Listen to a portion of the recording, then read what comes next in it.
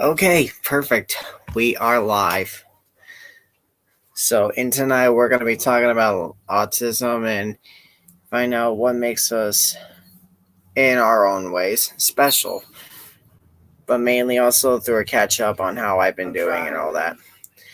But time right now is 8:54, a little earlier than usual for my live streams to begin. But good evening. Thank you for joining me on Carnage Car Productions 2025.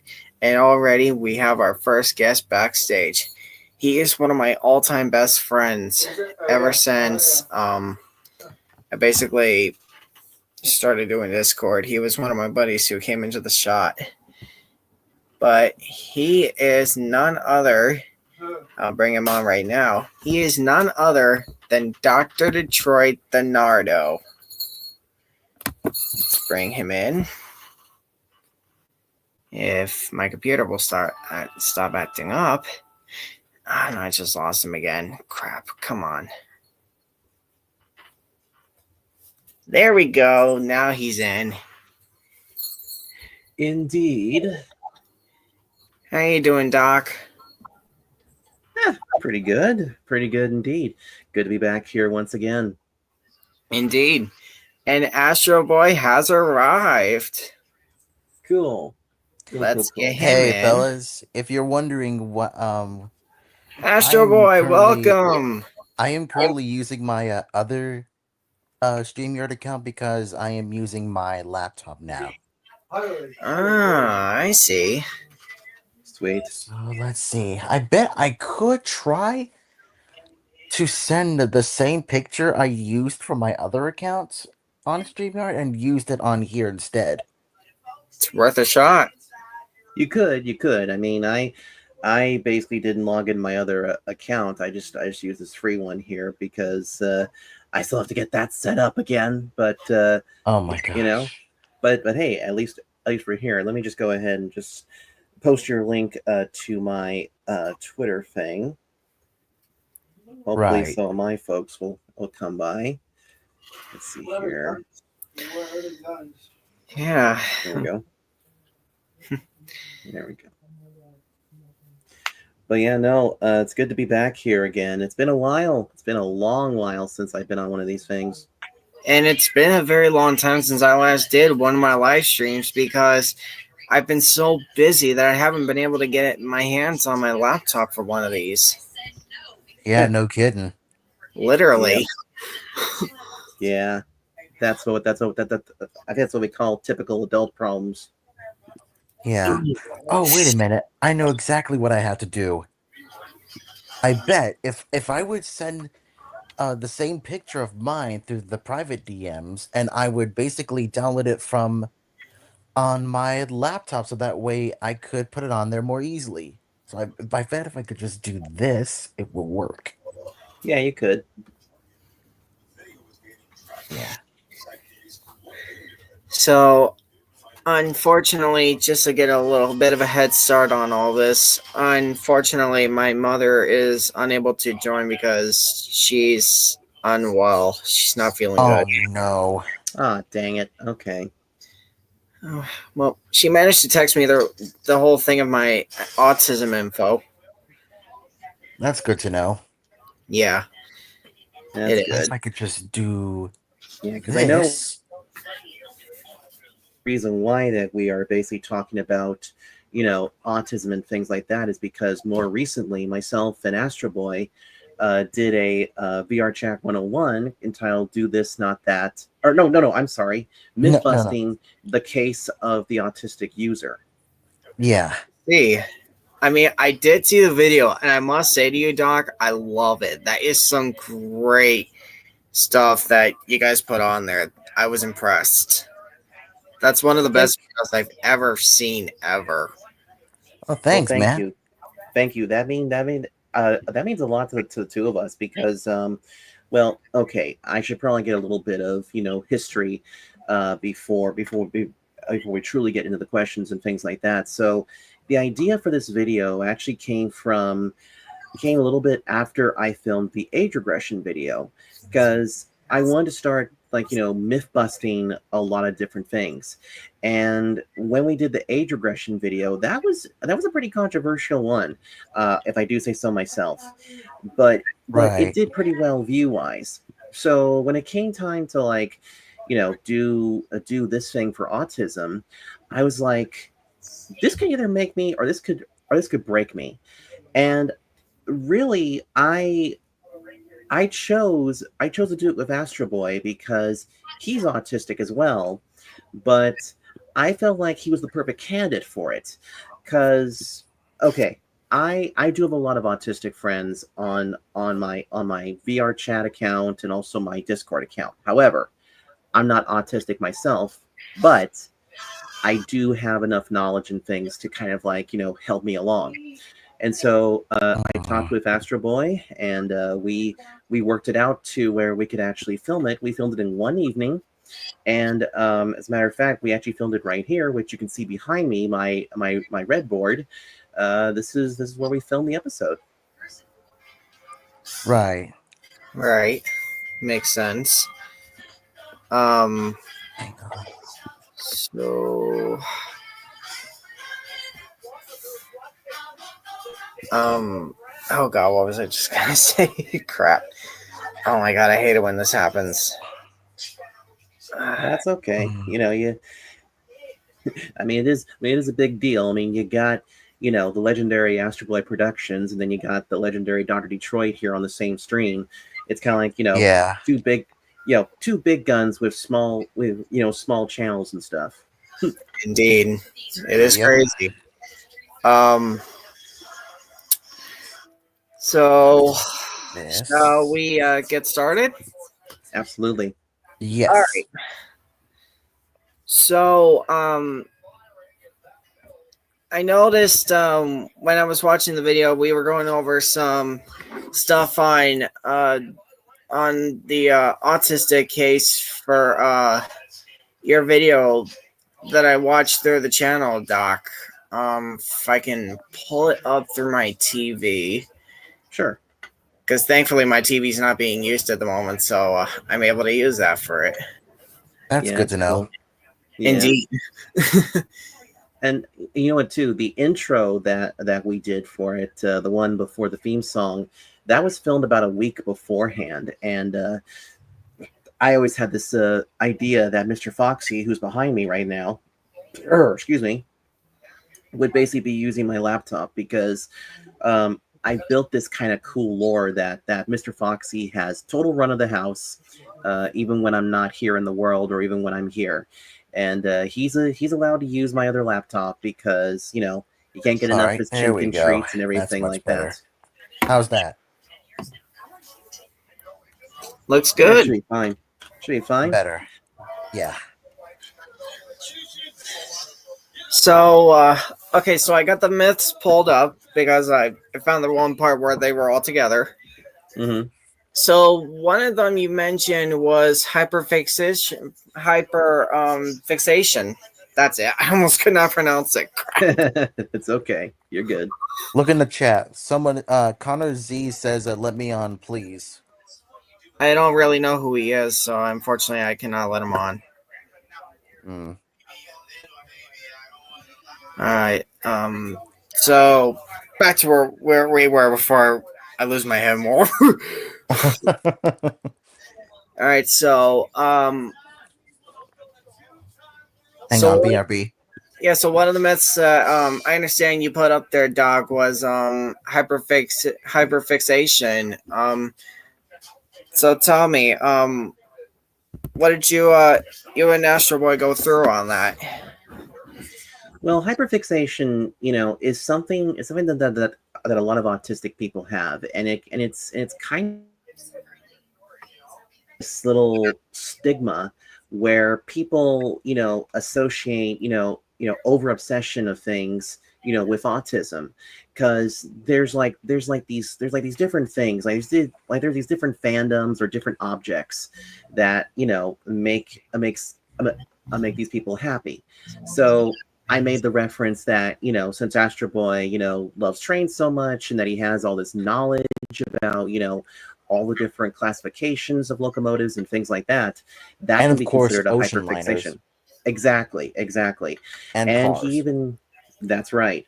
So really, that was something that I really wanted to hit on because, you know, from day one when I met him about a year and a half ago now, here on VR chat, I could tell that he was super fixated on trains and Pullman cars and coaches and freight cars and all that jazz.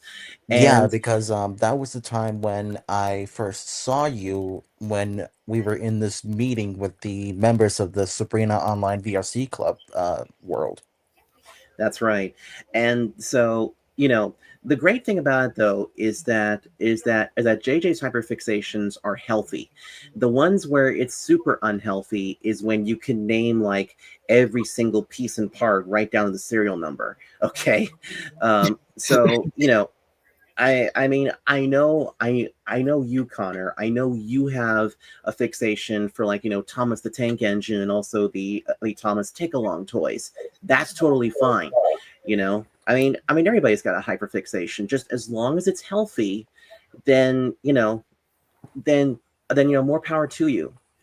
Well, Mm-hmm. it's not just those two that I'm hyper fixated on. I'm also hyper fixated on cars, though, because I've been figuring out all the specs, doing the research on them, making videos for my YouTube channel. That Right. I can do a Yeah, lot of because great stuff like that. I did the same thing too when I was doing some research on the '85 Ford F-150. I've been Oh doing a yeah, lot of check on the specs, its alternator, its suspension, everything. indeed. Yeah, that's right.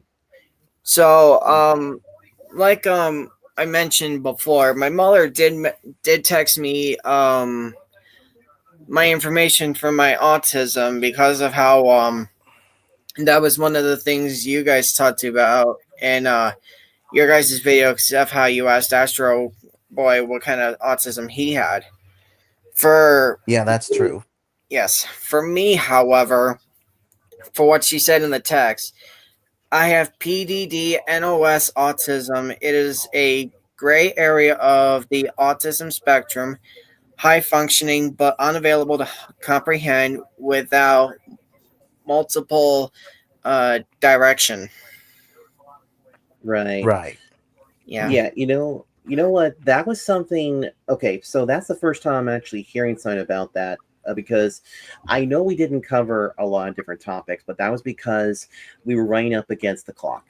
And I mean, like one of the things that we didn't cover was was how to handle the nonverbal autistic people, and that's something that I'm going to clean up in a video down the road. But Yeah. some people with autism can't comprehend certain things. Like you know what? Let me go ahead and do this. Let me go ahead and just grab a pen here. All I right. guess I guess you could call this a live VR chat 101. But let's say let's say something super easy. Like let's say that if I said, if I can make an A there, let's say that I said that there was like no more pizza on the weekends.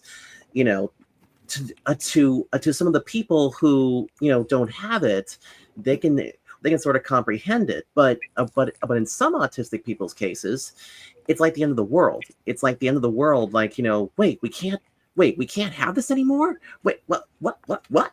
It's it's it's kind of interesting, and you have to have a lot of patience with that because even though I can comprehend things pretty well, there are some that can't very well. So you kind of have to be patient with it.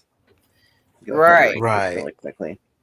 But what kills me the most about comprehension is that I, when I was in elementary school, I used to take a comprehension test during my time of from fifth grade up until my first half of eighth grade, because that's where I finished off my time of elementary school. I finished off Right. elementary school during my first half of eighth grade.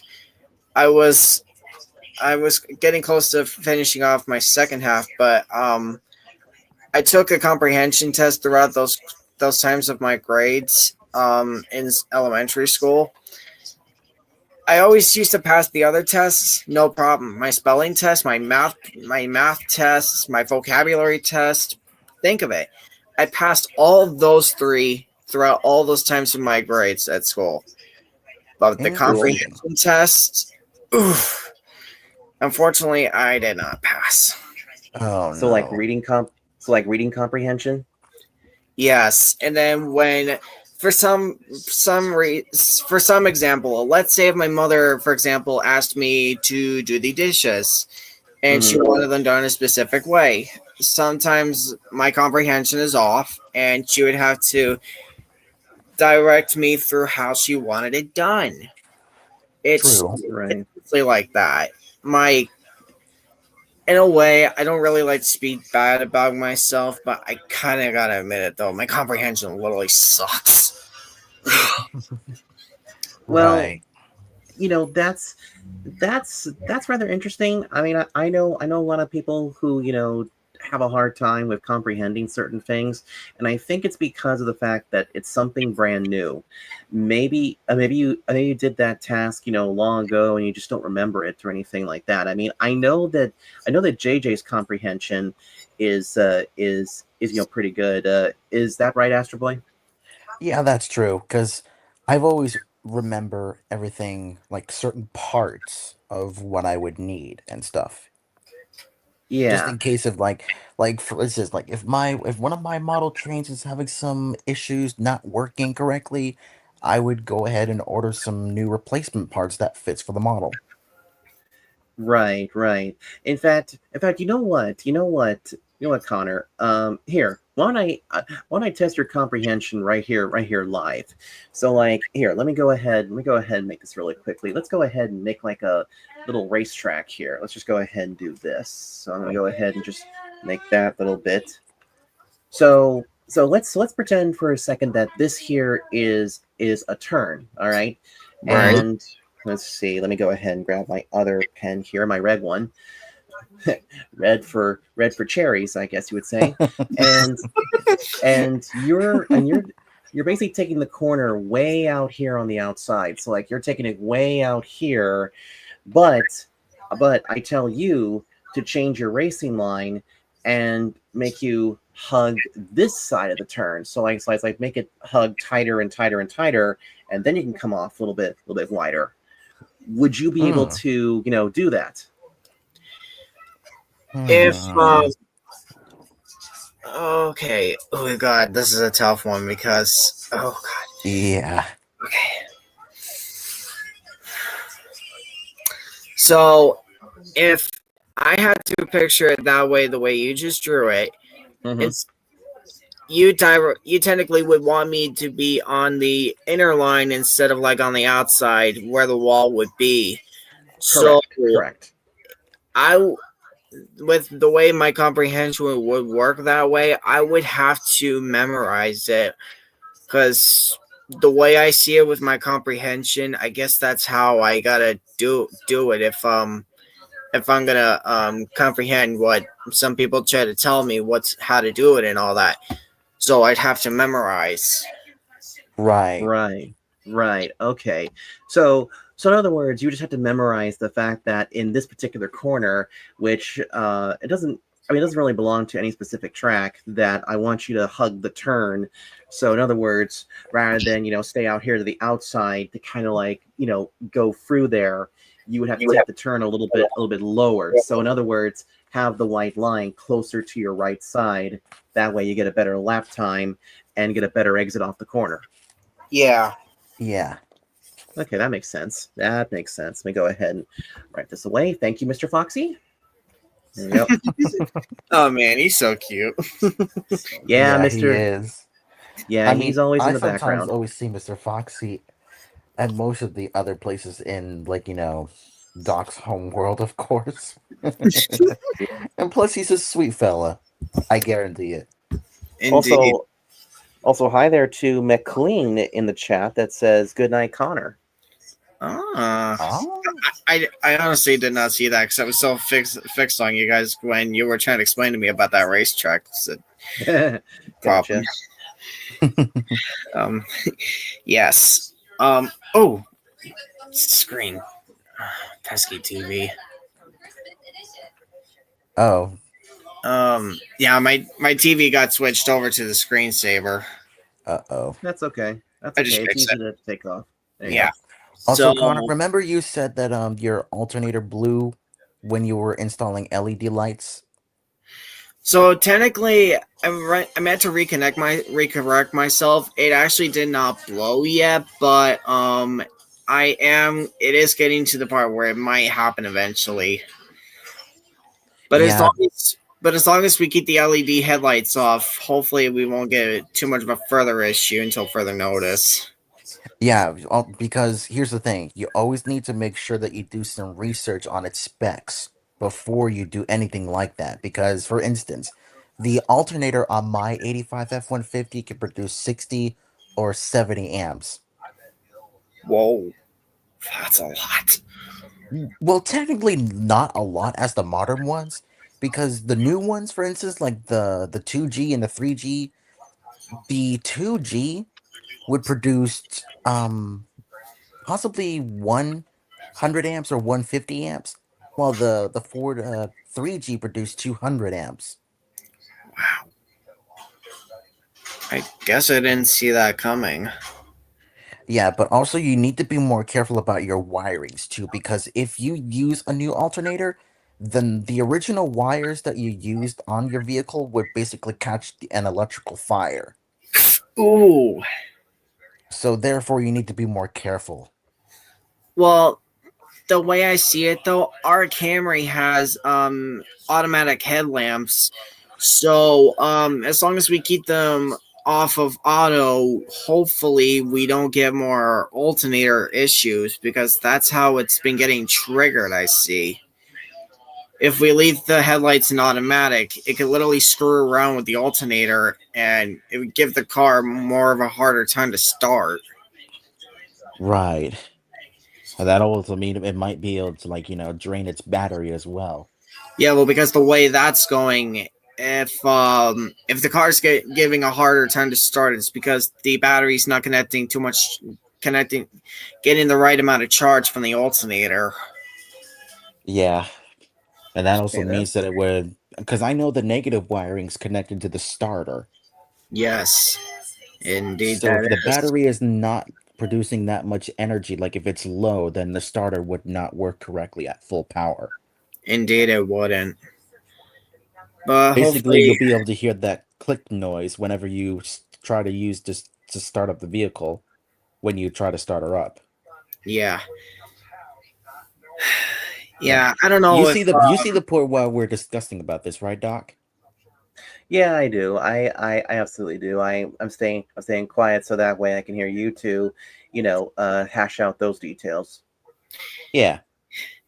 but yeah, I don't know if me or Astro ever told you, Doc, but my mother has been having issues with our Toyota Camry because of how she installed new LED headlamps so she could see at night when driving. But for some reason, when she had the headlamps in automatic mode, they started screwing around with her alternator. Okay, here I can Aw. probably help. What year is the car? It's a 2009 Toyota Camry LE. Okay, Toyota what kind of Camry LE. okay, Yes. what kind of battery is it running? If I can remember correctly. Actually, do I have a picture of the engine bay? Got my Hopefully it's not a swap hopefully here. it's not an Everstart. Whoops. Hopefully it's not a Walmart battery. I don't Right. think it is. I'm not fully Good. 100% sure, but let me see. I did get a shot of the engine when I was filming it over at my workplace before my mother and I bought the car. Okay. Right. And Connor, do you remember the last time you said that you wanted me to record on the 85 F-150? Yes, I remember that. Well, I tried my best to lower down the storage on my phone, and it did went down just slightly a little bit, all the way for, like, 500 megabytes of storage.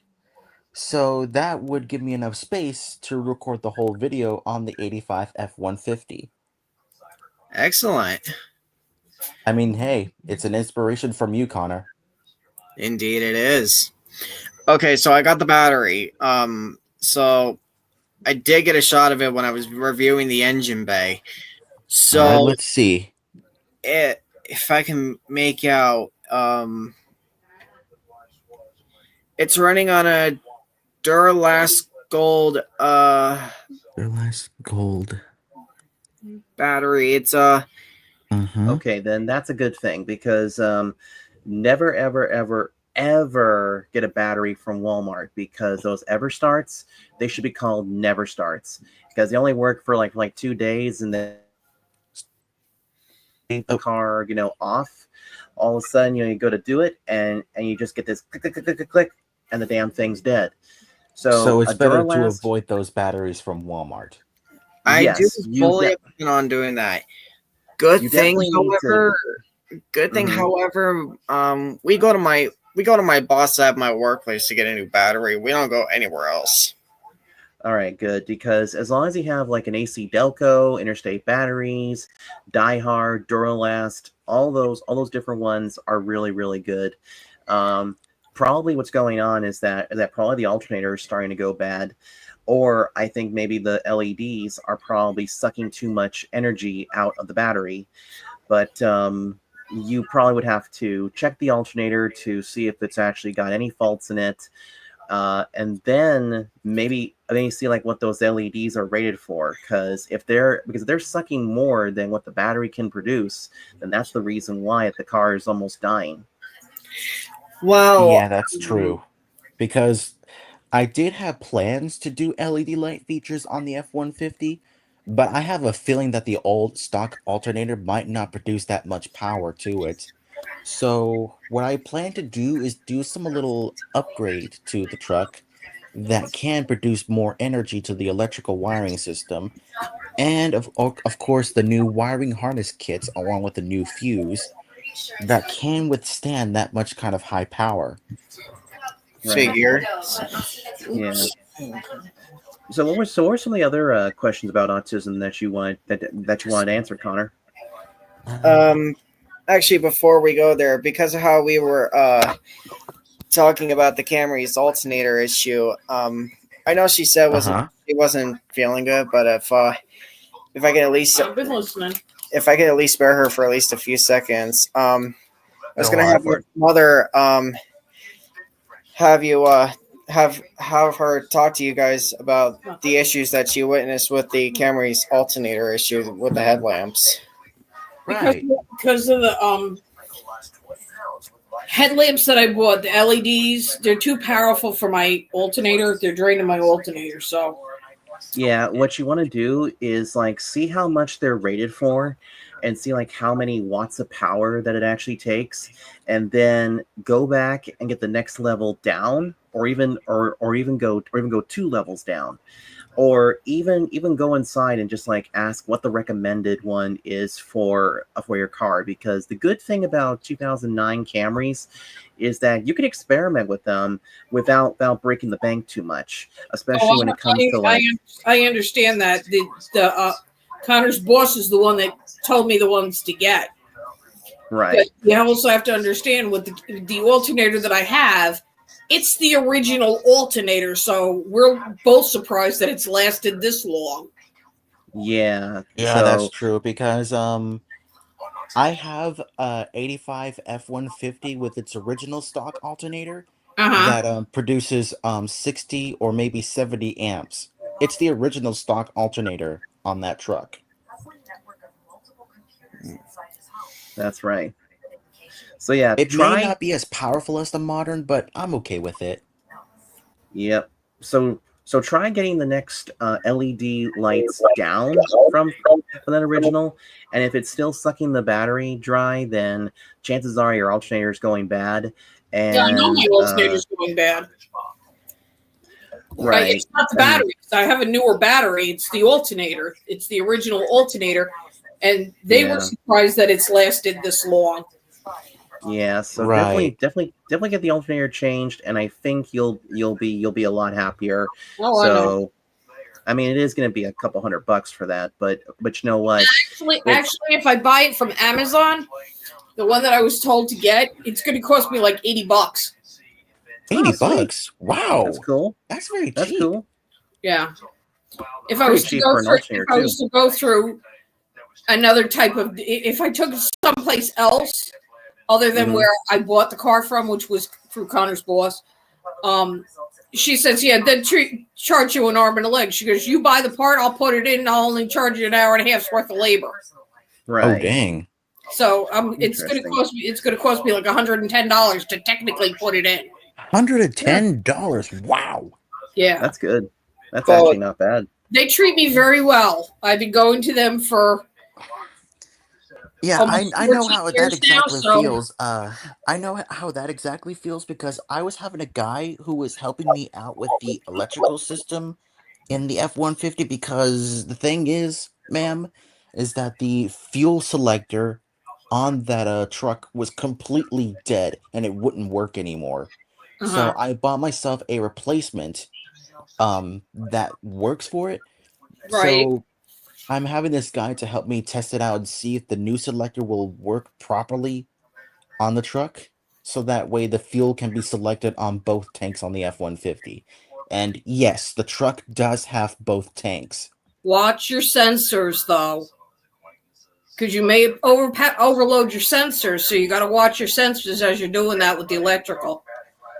I had a 99 F-150 that I had to do the whole electrical system on because Oh, you're talking about the 10th generation F-Series pickups.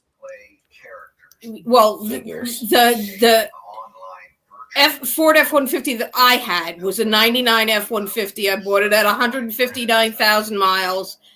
Connor's dad decided to make his own modifications.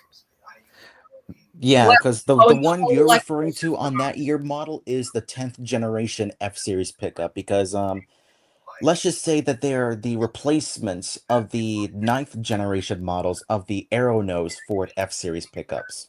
He knows his Ford's like the back Right. of his shoulder. So I get what you're don't have it saying anymore. about the year model. I get I what you're don't saying have about the that year model. truck anymore. I wish I did. I wish I still had it. I miss that thing. But Yeah. Connor's It's father kind- decided to do his own modifications on it and blew the electrical system on it. I had to Oh, have the whole jeez. thing done. Oh, wow. Was it really that bad that it blew the electrical system? Yeah. Oh, okay. Wow. But the issues that we experienced with the Camry when we were starting to figure out that it was the alternator that was causing the electrical issues, turns out, Because of my daytime running lights. well, not just that, but because of how the electrical was going haywire thanks to the alternator and the headlamps, one of the main things we noticed was that the radio was going crazy. Yeah, the radio. itself. Yeah, the radio itself. That's kind of the first thing to kind of like go all crazy, especially if you got an alternator issue or a battery issue, especially because those cars don't have like the computer membranes like the new ones have, where even if the battery goes dead, the computer keeps all your stations and your time programmed in. Back then, everything was programmed, and then every time that you got a new battery or something like that, it just would erase everything. So usually if you see the clock reset itself every time you fire it up, or if you see it suddenly like tuned to like FM 10 something or whatnot, Okay. Hey guys, I'll be right back. can... I gotta go get some bags outside, so I'll be right Not back. a problem, honey. All right, that's fine. But yeah, no. So that's usually the first sign that there is something wrong with the battery. Oh, But it's not erasing the radio. It's just floating them, like scanning. Yeah. So I know that I know what it is right away. I knew what it was right away, and yeah, I've dealt with enough cars that I was my uncle's grease monkey. Let's just put it that way. I was a tomboy. nice. Nice, nice. Yeah, I mean, I'll even say this too, but in racing, we've also experienced, alternator issues because the race cars that I used to drive, they run on like 14 volts because you Right. need those for the brake fans, the cooler as well. Not the drink cooler, but the air vents and everything like that. And oftentimes, if the car went down to like 10 volts or 9 volts, you had to shut off a lot of different things, and it would get really hot in there. As well as also, you would easily lose power because you need at least 14 to 16 volts in order to keep that race car going. I'm not sure what we actually use in the hypercar category, but I think it's probably a little bit more since we run hybrids and stuff. What kind of race cars do you have? Well, I don't have any real ones right now, but in the sim world, I have a bunch of them, and and Okay. one of the things is that in one of the games, it actually simulates battery issues, and Oh, so okay. Because a friend of yeah, ours races cars. He's nice. with a Brucey I'm race, back. Hmm. and he does dirt track and he does regular track. Um, Nice. a lot up here, in upstate New York, where we are. Um, Right. he goes to Fonda and Watkins Glen and stuff like that, and places like that he races from. Nice. But he's also got this I mean, mad sick simulator that a Brucey Racing gave him to Hmm. race. I see. That's cool. Yeah. Hmm. Well, that's pretty neat. But yeah, no, I've seen it happen a few times, and it even happened to me a few times in some of the sim races I've done.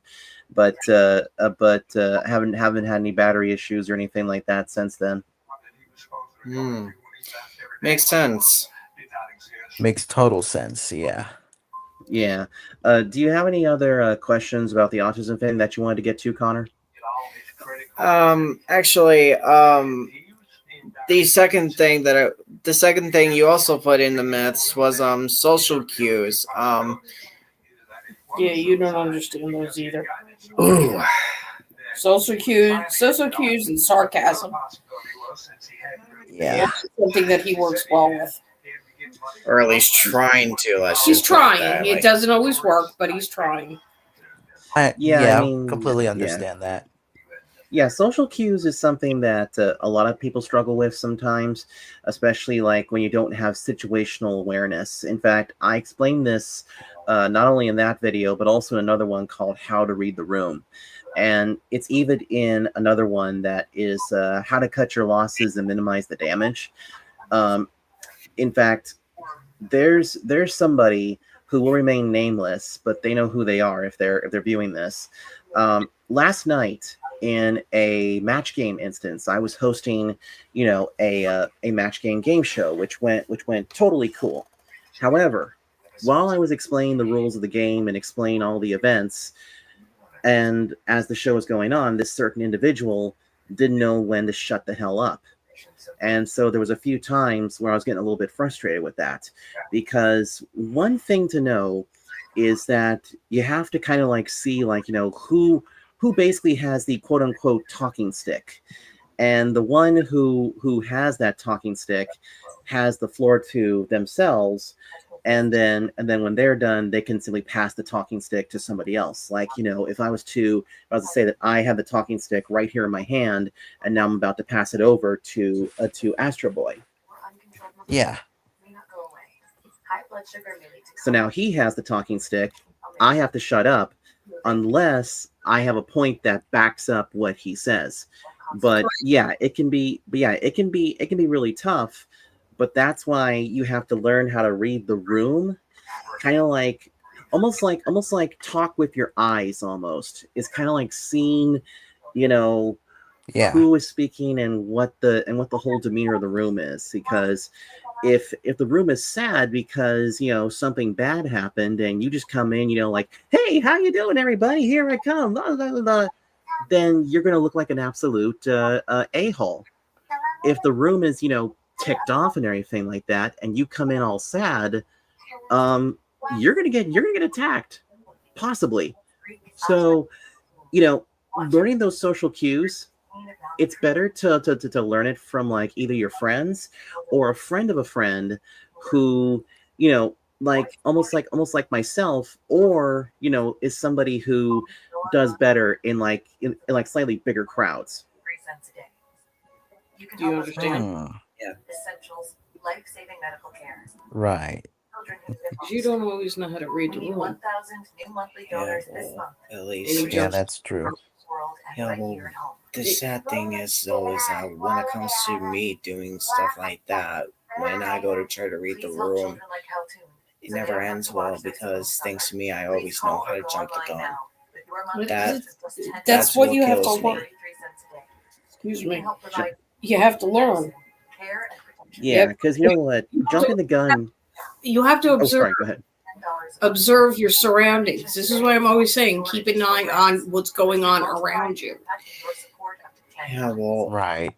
I 'Cause- I know this is some random thing to bring in, but I honestly still can't help feeling a little guilty after the loss of my Suzuki. I understand that, honey, but that's I feel like I'm the one that caused her to No, go. Connor. It was time.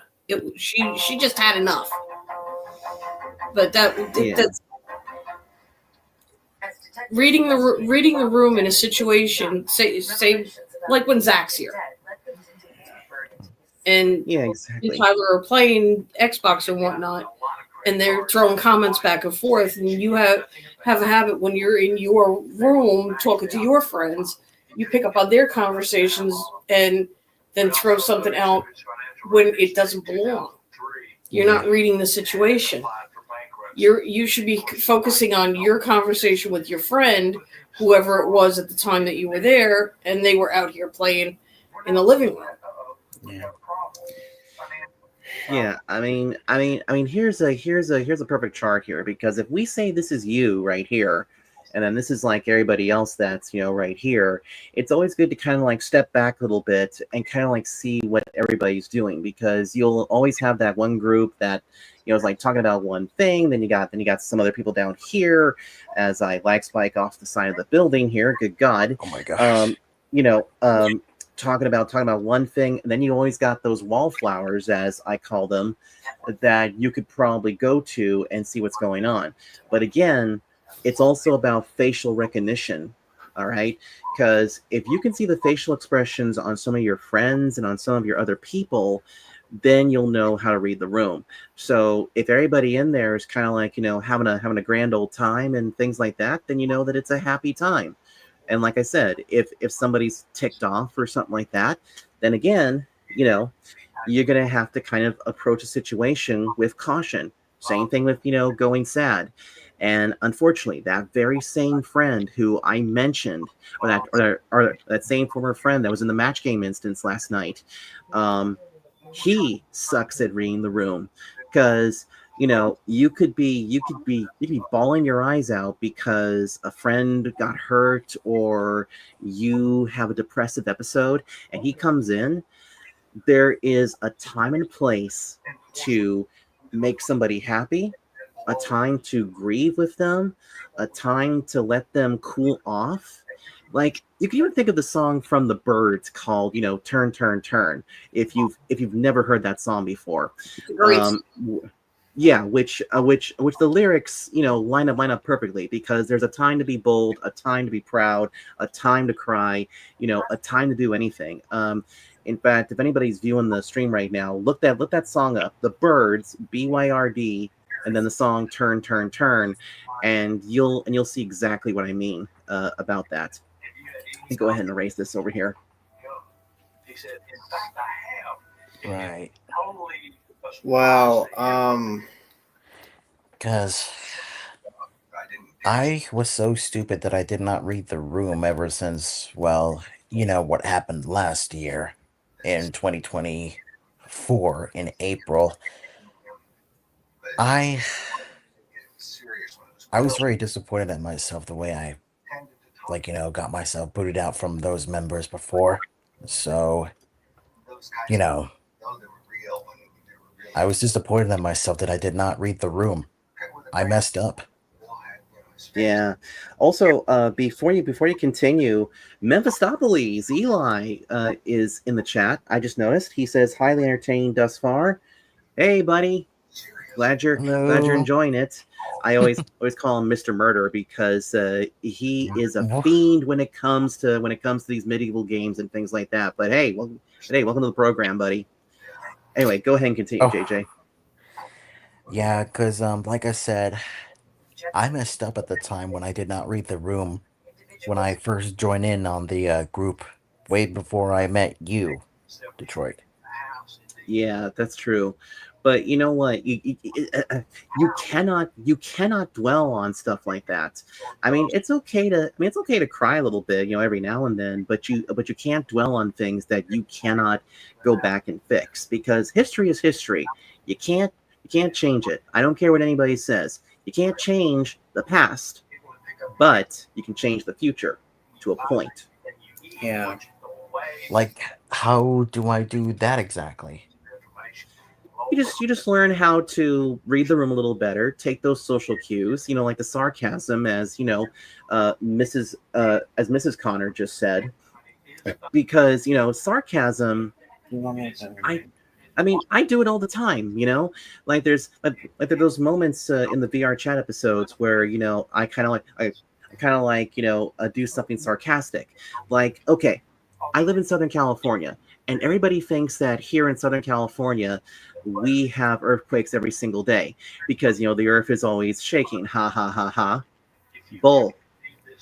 We do not have earthquakes every single day, okay? No, Yeah, that's we true. don't. We only have them on occasion, but I always like to joke about it. So that's why I always say something like, "Oh yeah, look at that, California. Yeah, we have earthquakes every day." Ha ha ha ha. That's sarcasm. Because it's that playful humor. I almost like to call sarcasm playful humor because you're kind of like it almost sounds like that you're like dissing something when in actuality you're just basically making fun of a joke of a joke. Yeah, that's true. Well, Yeah, but that's really all that is really. Right. well, as far as my mom here, if you need a way to call her out, if anything, just describe her as Miss Anderson because both me and her have the same last name. Gotcha, Miss Anderson. I like that. But like she was trying to mention about sarcasm and the social cues, I am still getting used to sarcasm because my stepbrother, who occasionally visits here at our house, loves to give out the power of sarcasm. He teases me a lot because his family don't want nothing to do with him, so he's never had a little brother to tease around with. Also on the spectrum, but he's a very high functioning. Hey, can you grab the ketchup that you left in the car, please? I Interesting. don't know where it's at. I can't right. It's in the back seat. It's not. Yes, it is. Go find it. I put it in the back seat. Right. Oh boy. I am so sorry. That was my brother. That's okay. You're fine. You're fine. You're fine. You're good. He was looking for some ketchup. I told him it was in the back seat of the 2013 Chrysler 200. Ooh, okay. But you know what? You just brought up something really interesting though, because if he's like teasing you're kind of like a little brother and everything like that, that's the thing too, is that some people with autism grow attached to certain things because sadly they didn't have another brother or sister, and so when they find somebody else that has the same neuroses or the same think pattern and same functioning autism that they have, then it's kind of like awesome, I found myself a little brother, let's freaking do it. It's like they celebrate, because here's the thing. I don't want to say that no two autistic people are the same. Sometimes they can be the same, but oftentimes there's a little bit something different. So in a way, if he sees you as a little brother, I would consider that an honor. Like, you know what? We have a friend who is also autistic. I'm not going to name him out loud, but he knows who he is. He actually called me an uncle a couple months ago, and I was Really? honored.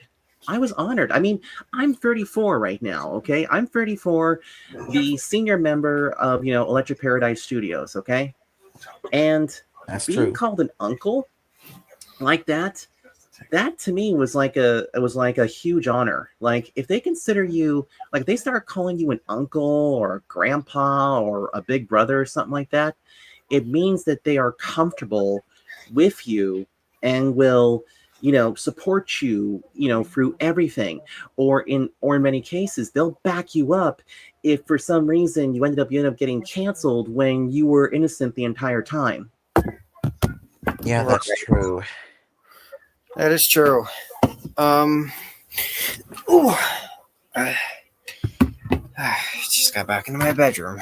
Gotta get used You're to fine, that. you're good. I That's just gotta good. get a little drink here myself.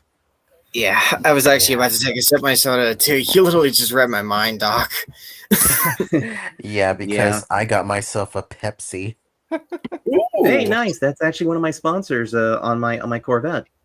Right. Because I always love Pepsi, and especially Coke, Fanta, Sunkist, Sam's Cola, you name it.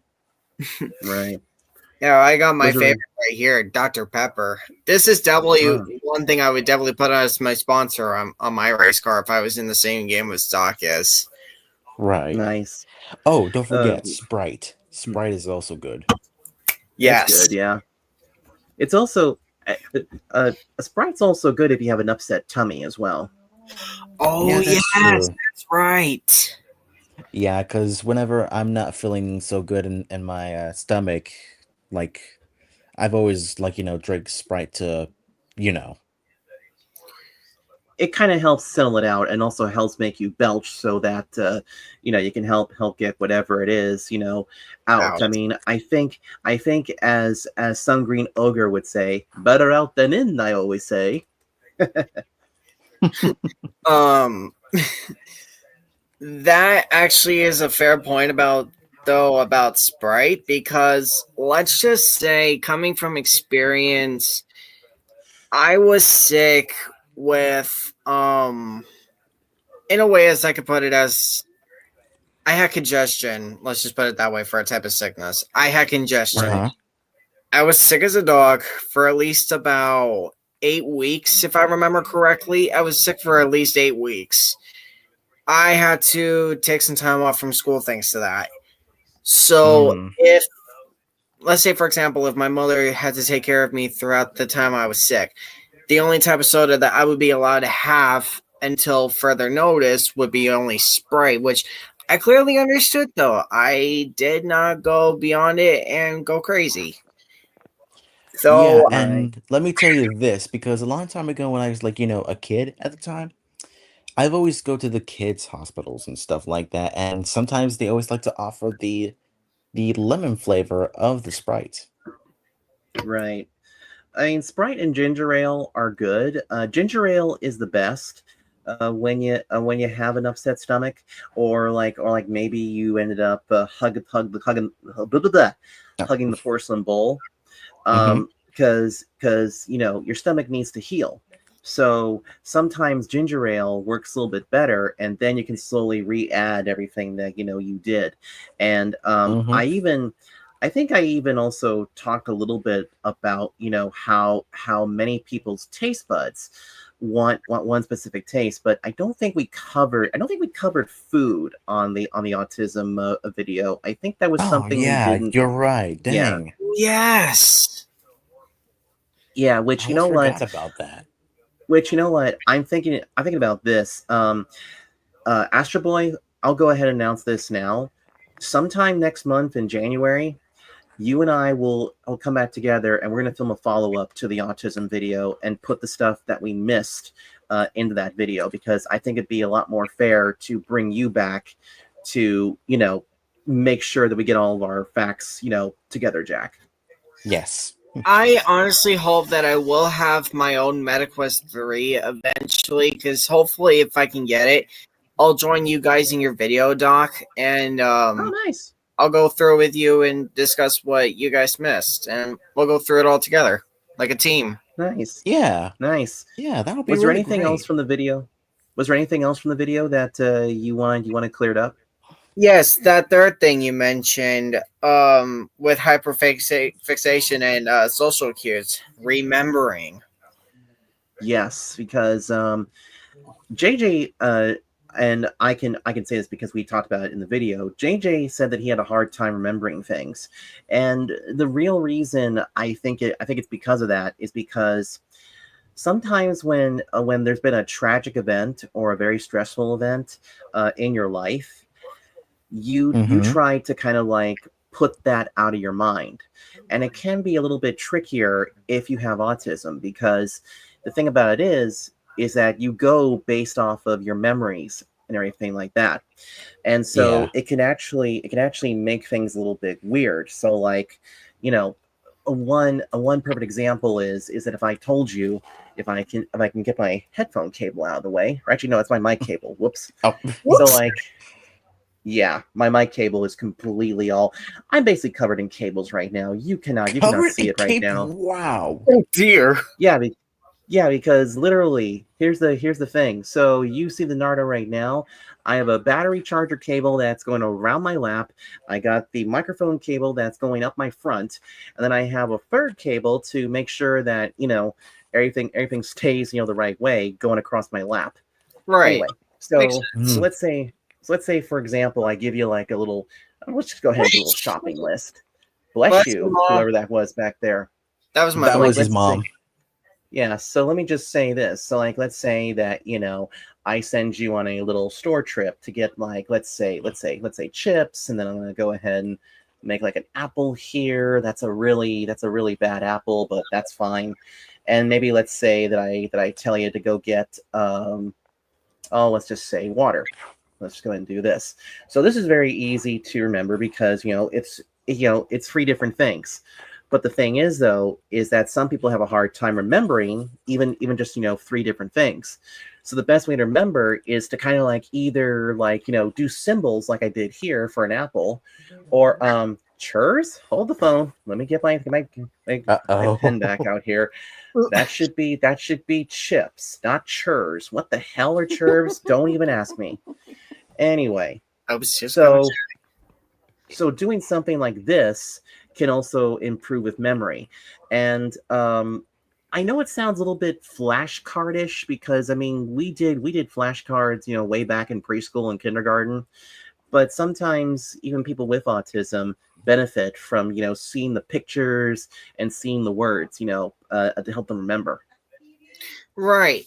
So that's funny how you mentioned that. That's actually one of the ways to help me memorize whatever I would need from the store. A grocery list works with Yeah, me Mm-hmm. exactly. perfectly. Now for me, I'm pretty good at remembering a bunch of different things.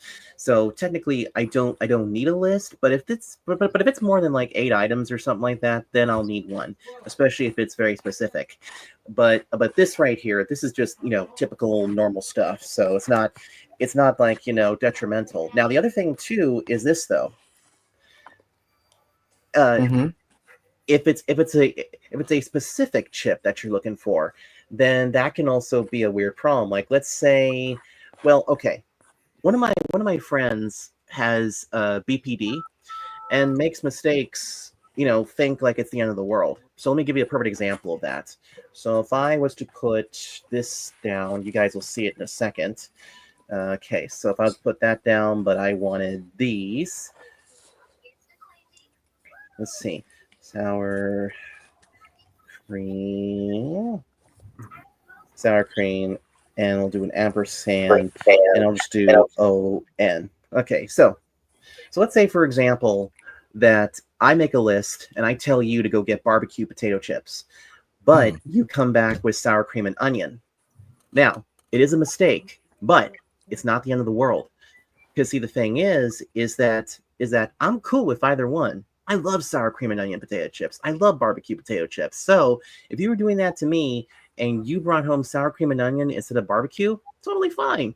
You know, you just fix your mistake next time you go out. But people with BPD think that it's the end of the world because they're like, oh shoot, I made a mistake. It's not good. Calm down, bro.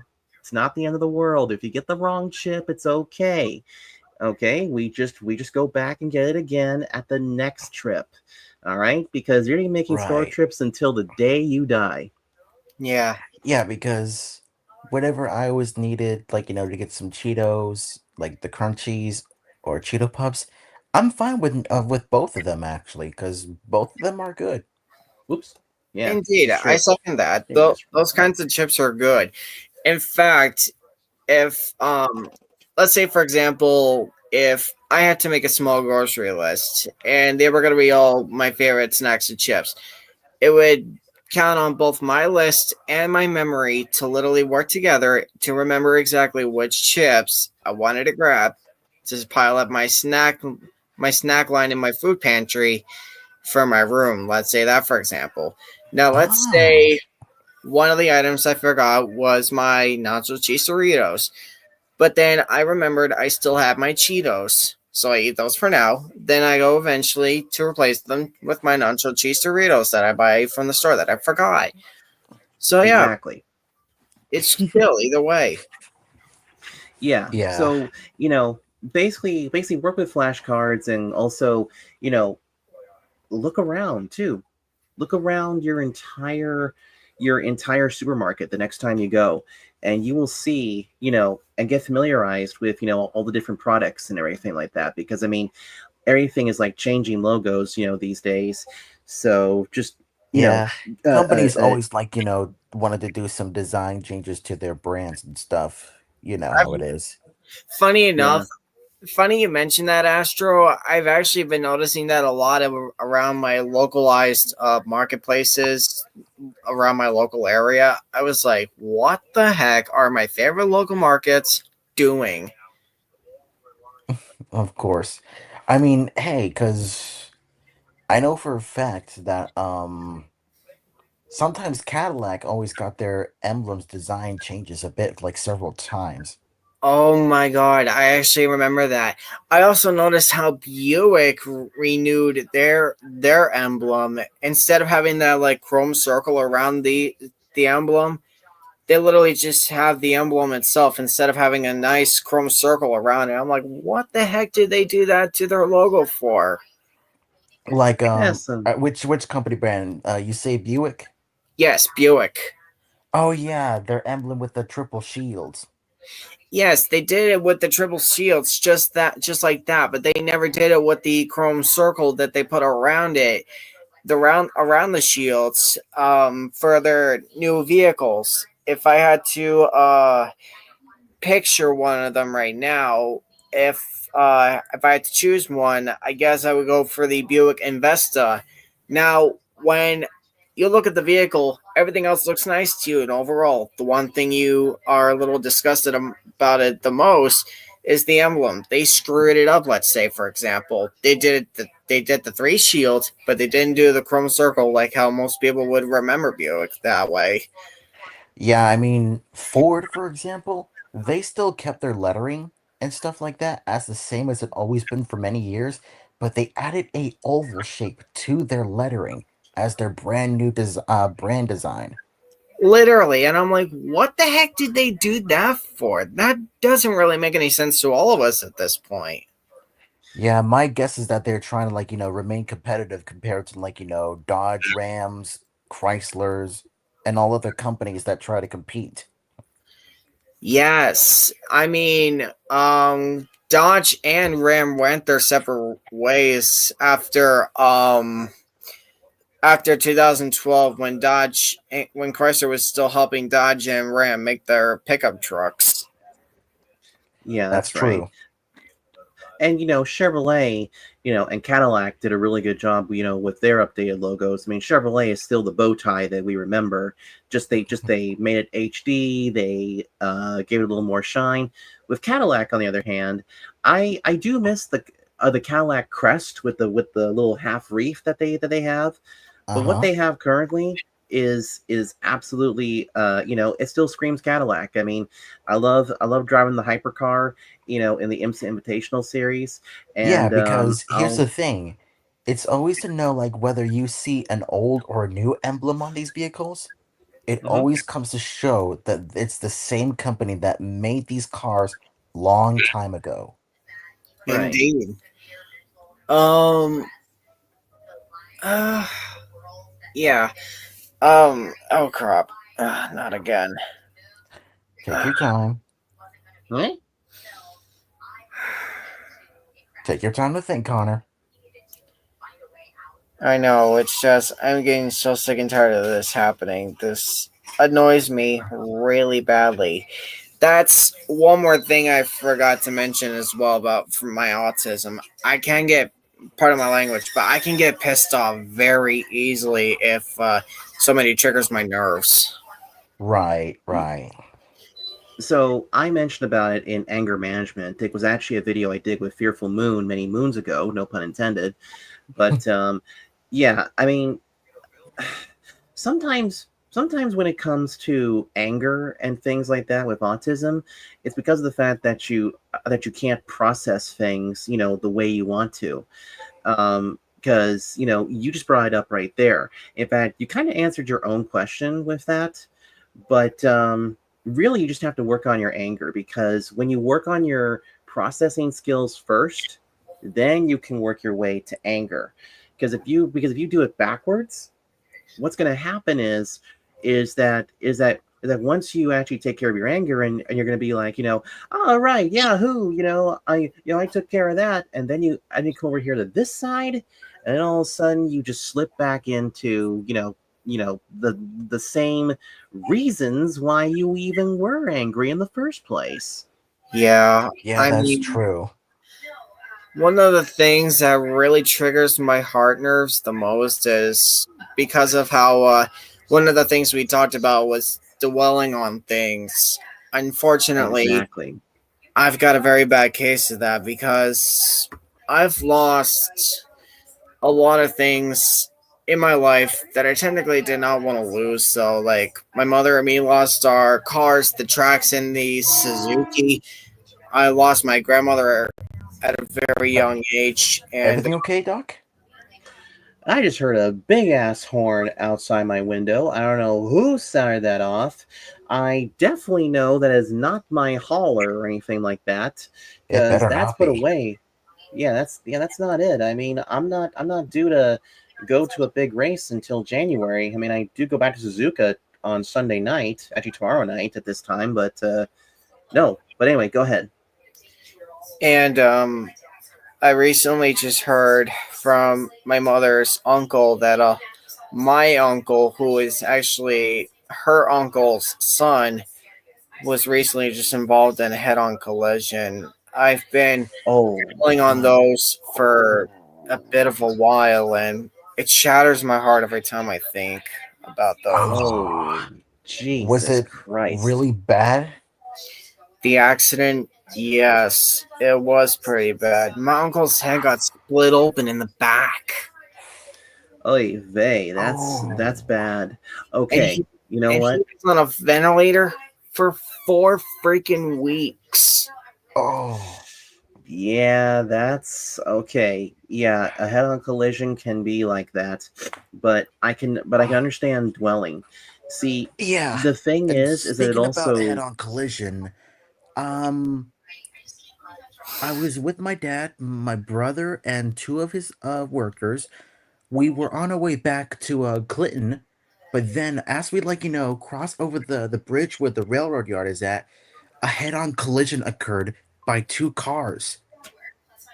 And once we saw that, we decided to hop off the F-350, like when it's parked on the side. We ran up to see what happened, and everything was completely destroyed in the front end, and the driver was completely injured. We couldn't see who the person was in there because the glass. We tried to break in the break the glass to pieces so we could see if the driver is okay. But thankfully, the ambulance and the police came in, when we broke the passenger side window, and I had to assist one of the um, the doctors to write down the driver's name. And yeah, because they were asking me for assistance to write down the driver's name, and I was helpful to do that. Right. And I mean, thank God the driver of the vehicle is okay. I believe that she yeah, might have recovered from that accident and was free from the hospital back then. yeah. I would never I forget the time that I helped try to get the driver out of the damaged vehicle. Yeah, I honestly just yeah, it's wish it, crazy. seeing how I'm literally dwelling on something right now. I guess I'll confess though, but I honestly have not been right since my my grandma passed. I'm sure of it. Also, Cherry Bonbon is in the chat now, saying hi and oh dear, as you explain that that horrific tale. So hi there. But second of all, um, you know, I understand the dwelling part, and especially when it comes to family members, that can be a huge gut punch. However, again, it's the processing that takes the longest, and most people, or I would say some people who are autistic, have a very difficult time processing because they need things specific. Like I wouldn't call it OCD. That's not the right phrase for it. What I Right. would call it is just more like, processing issues and other things. I mean, if it's a family member, it's going to take a very long time to heal because some people grieve their own way, and they also take time to grieve that loss. As right now we get some lag spikes, unfortunately. So, Yeah, Yeah. but the thing is though, is that you'll come out of it okay. All right, regardless of the result, whether they make a full recovery to live another day, or if it's time for them to go. Yeah, it's going to be very tricky, but with time, your family, your friends, and just with the passage of time, it can heal that wound. Sure, it may not bring that person back, but but they want you to continue to move forward, do new things, try new things. Don't dwell on them too much. You can be sad for them. That's totally fine. More power to you. But at some point, we have to roll forward and keep looking forwards towards the future while keeping the past close behind us.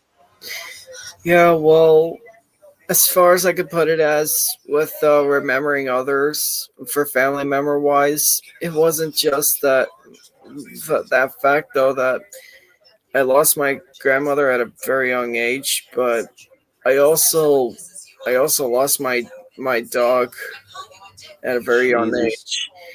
I was Jesus moving. Christ, that's a lot. So a little side back on both of those tales. My grandmother Mhm. first, at least. I lost her at a very young age back in 2012. She unfortunately passed away from breast cancer. She was having That's crazy. issues one night when we were at a hotel after visiting my uncle Jim. We had just got back into the hotel, and out of nowhere, we just started settling down for the night, and my grandmother started having issues, and we had to rush to the hospital with her. Yeah. It was a few weeks after we got back home, but she was back in the hospital, and unfortunately, there was nothing the doctors could do anymore to save her. Oh So boy. they had to they had to let her go.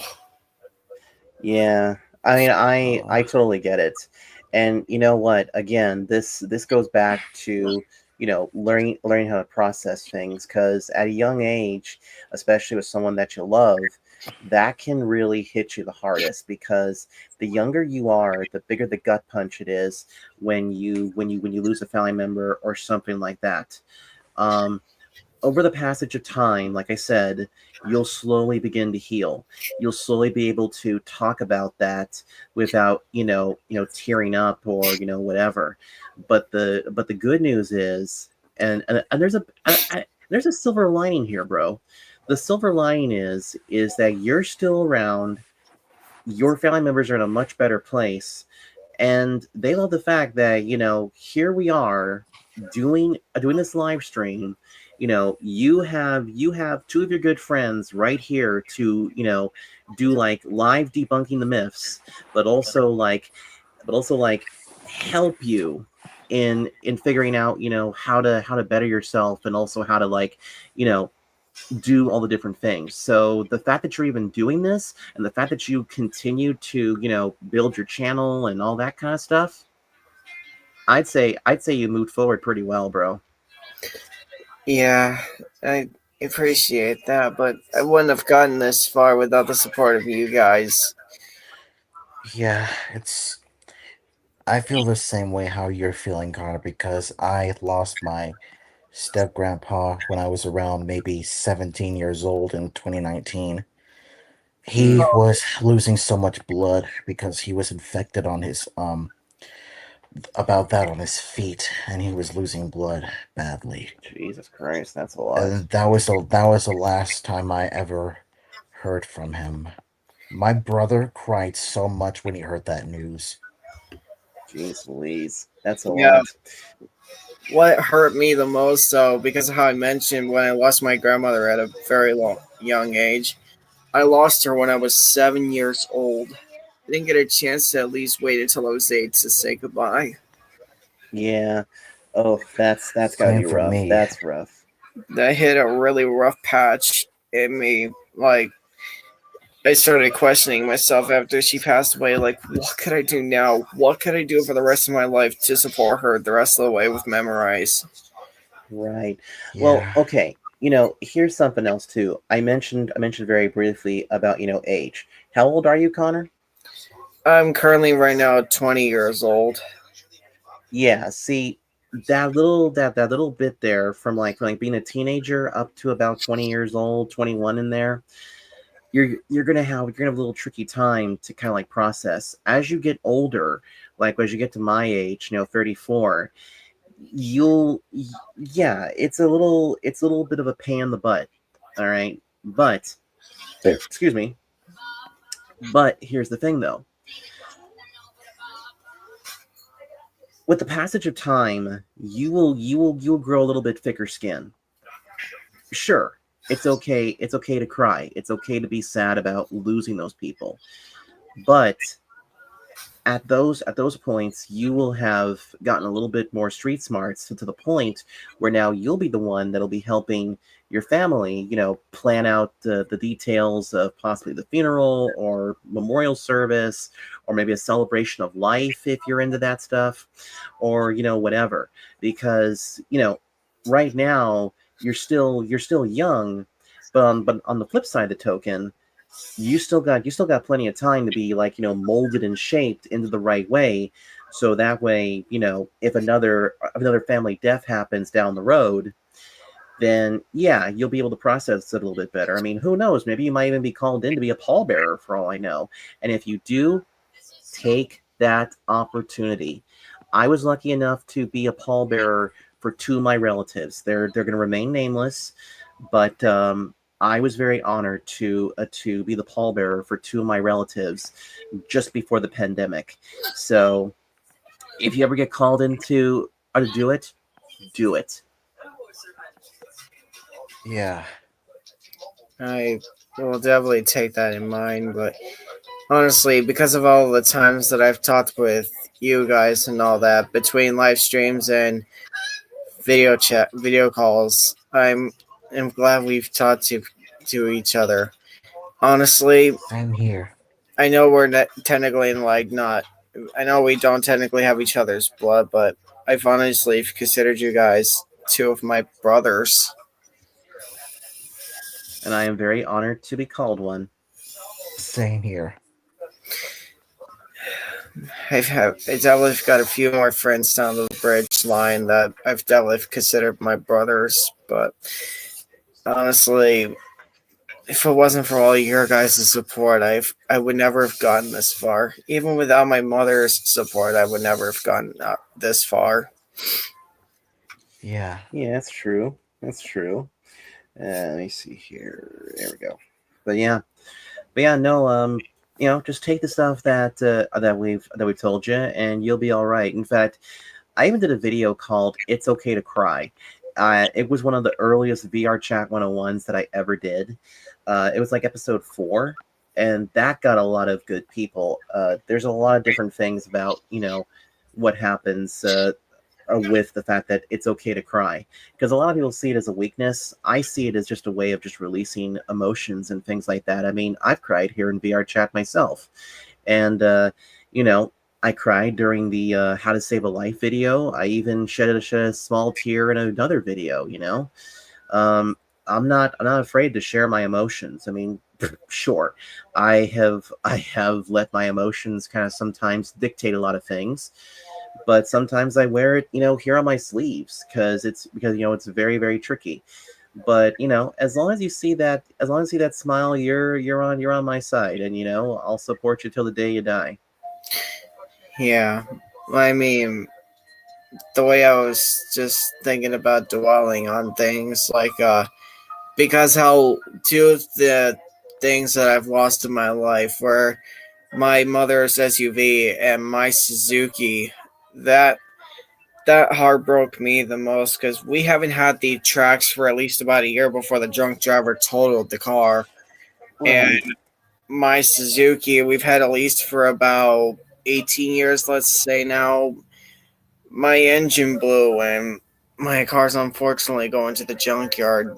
And the day that she leaves, I plan on being at my workplace to watch her get towed by the tow truck because I'm honestly going to consider that my little funeral memorial video for her because I never got a chance to do one for Max because of how she was totaled during the middle of the night. So Right. I was completely screwed on Max. But Lucy, it's not too late for me to do that with her, but it's definitely going to be one of the hardest days for me ever. I'm sure of it, buddy. I'm sure of it. Yeah, well, Yeah. I've had great memories with that car, even on the times that she's broke down on me and my mother. But I'll never forget that car. I never will. Lucy was I my see. very first ride. My mother practically gave me that car as part of my graduation present for graduating high school. And That's pretty cool. yeah, well, what what broke my heart the most though when I heard that the engine was gone in her and the fact that we couldn't save her, the plans that I had for my car in the near future, the plans that I had for her literally just got ripped out of the charts. Jeez, Yeah. It that's it harsh. killed me so hard. I mean, I planned on remodifying her a bit, like adding a new radio system because of how most of it somehow did not work for some reason, and I also wanted to add in. Um, I also wanted to redo the electrical because the electrical was haywired a bit, and I wanted to fix her airbag on the passenger side because it was giving an issue saying that even though when we had a passenger in the front seat, the passenger airbag thing would still show up on the little slot where the radio clock would be. Because Right. the radio clock sat above my radio system. Right. Right. I wanted to fix all of those before then, but I was completely screwed. She died on me at 123,000 miles. I wish it could have been more than that. Because Amazing. that car was the last thing I never wanted. That car was the last thing I wanted to lose. But thankfully, I did manage to keep one thing to her, which I have it hooked up on my book bag right now. But if I can get it off with at least one hand, maybe. Nope. Show us.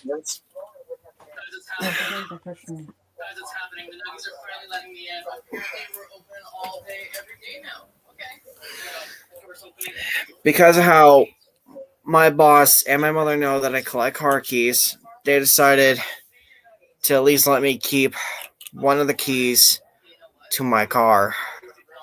That's cool. Mm. I That's mean, really cool. there was one more thing I wanted to keep it for myself from my car, but unfortunately, the thing I was looking for inside of her, I could not find. See, most cars, if I remember back in the 90s, most cars were fitted with a little boxing that would go right underneath the dash called the door chime box, if I remember correctly. That's what it was called. Oh Um, yeah, the door chime box. Yes, I I get what thought, you're saying. I It's thought, like the chimes, like when you hear when the doors are open or when you start the vehicle up. I get what you're yeah, saying. yeah, with the door opening, you first stick the key in the ignition, literally. Um, I literally thought my Suzuki would have had one of those, so I got in her one day and I looked underneath the dash and I searched everywhere between the fuse panel and everywhere else I thought it would have been, and unfortunately I was unsuccessful with my investigation to see if I could find the part, and I couldn't find it. Mm. I see. That killed me the most, and I still have her door chime within my heart because, I mean, her door chime was basically heard in all of my videos that I made on her. That's cool. At least you got some archival footage and things of that. Yeah, which that was nice overall, but I didn't really expect this to happen to me so soon with my car. I didn't see I this. hear you. Yeah, I gotcha. Um, But yeah, no, I totally get it, and I know that with Astro Boy here and all that. I don't know if you saw it earlier, but there was a new episode of the Traveling Nardo that was released. oh yeah, I saw that pop up in my subscriptions. I still have yet to take a look at that. Yeah, that one is called Mambo Italiano 2 Cathedral Pictures. My good buddy Arlo was the one that went over there. We took about 2 months to actually research the project, but St. Peter's Basilica is beautiful. It's absolutely beautiful inside of there. I think you're going to really enjoy that particular video and stuff, but I do know one thing though is that me and Astro Boy have a really big project that's going to be coming sometime next year, and I'm really excited to announce it. Yeah, Yeah. I figured. I don't suppose I showed you any of the pictures from the accident with my mom's SUV, did I, Doc? You did. You showed me. Yeah, Okay, you did. I wasn't actually sure, but I because of how one of the days that I made my memorial live stream for both cars, I wanted to combine two photos at least for the picture of the video to get the idea of what people would have been able to have seen to Hmm. see what the whole thing was about, but unfortunately I couldn't, which both pictures were literally these. This is the one I had made for Lucy. If I can let you guys see that. I'll probably see it on the replay because. Mm. Oh wait, there it is. There it is. I see it. I got the stream in my hand right now. Yeah, I made a little sign next to her, but it's because of how long she lasted for me. But it broke my heart on the day of her death. I'm sure of it. I'm sure of it. Yeah, I can't believe that drunk driver just take her away like that. This is really unforgivable. Well, I mean, it wasn't the Suzuki that got hit in the accident. It was my mother's SUV. Right. Yeah, Well, yeah. Speaking of my mom's SUV, I also made one for hers as well. okay. If That's you pretty guys could cool. see that, 2016 to 2025. Yeah, I yeah, see it. that's how long Max lasted. Which I'm honestly surprising. And she was only 9 years old when she went. Right. That's That sad.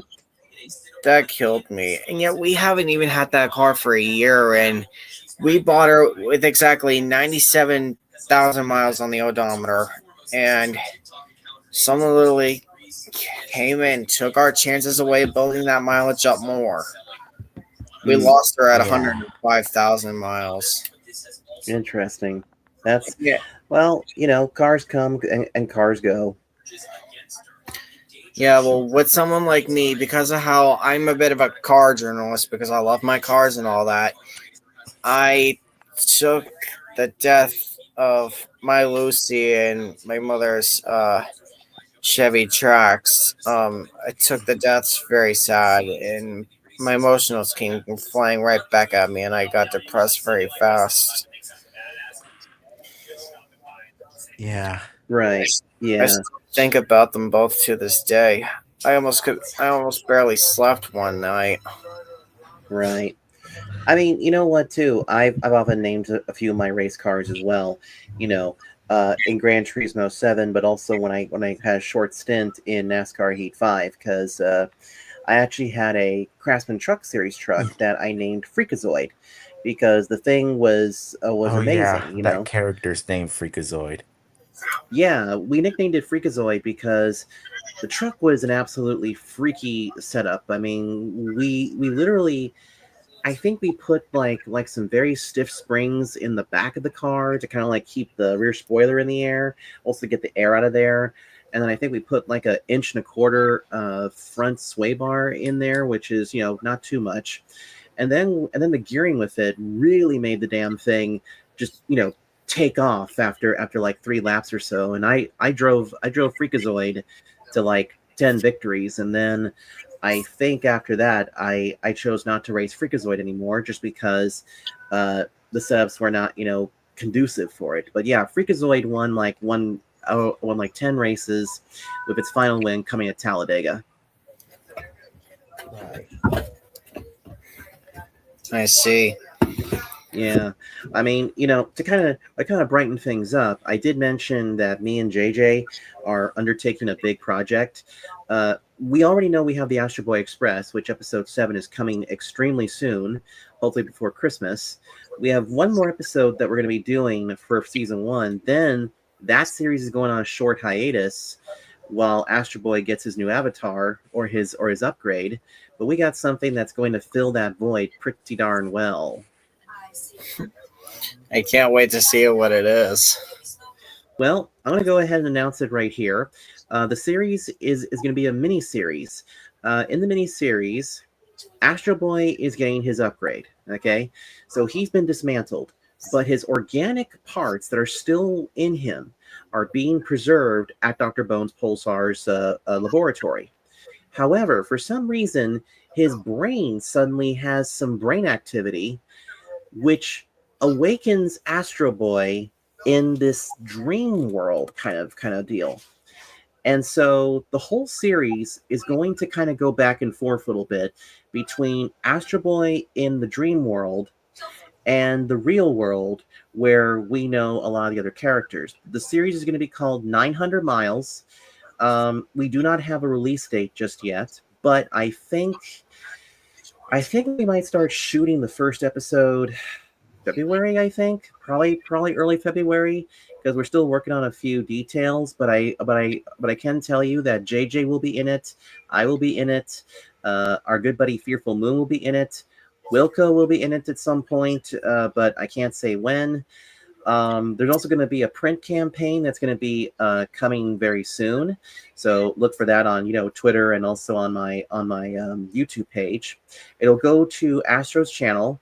Right now, we're looking at possibly 8 to 10 episodes of that.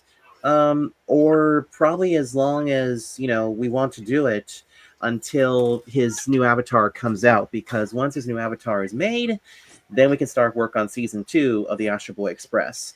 So there's definitely a lot of big things. And yes, in case you're wondering, 900 Miles refers to the song that is from the I Love Toy Train series, because technically it's kind of like a good dream sequence song saying that you're 900 miles from your home. Yeah.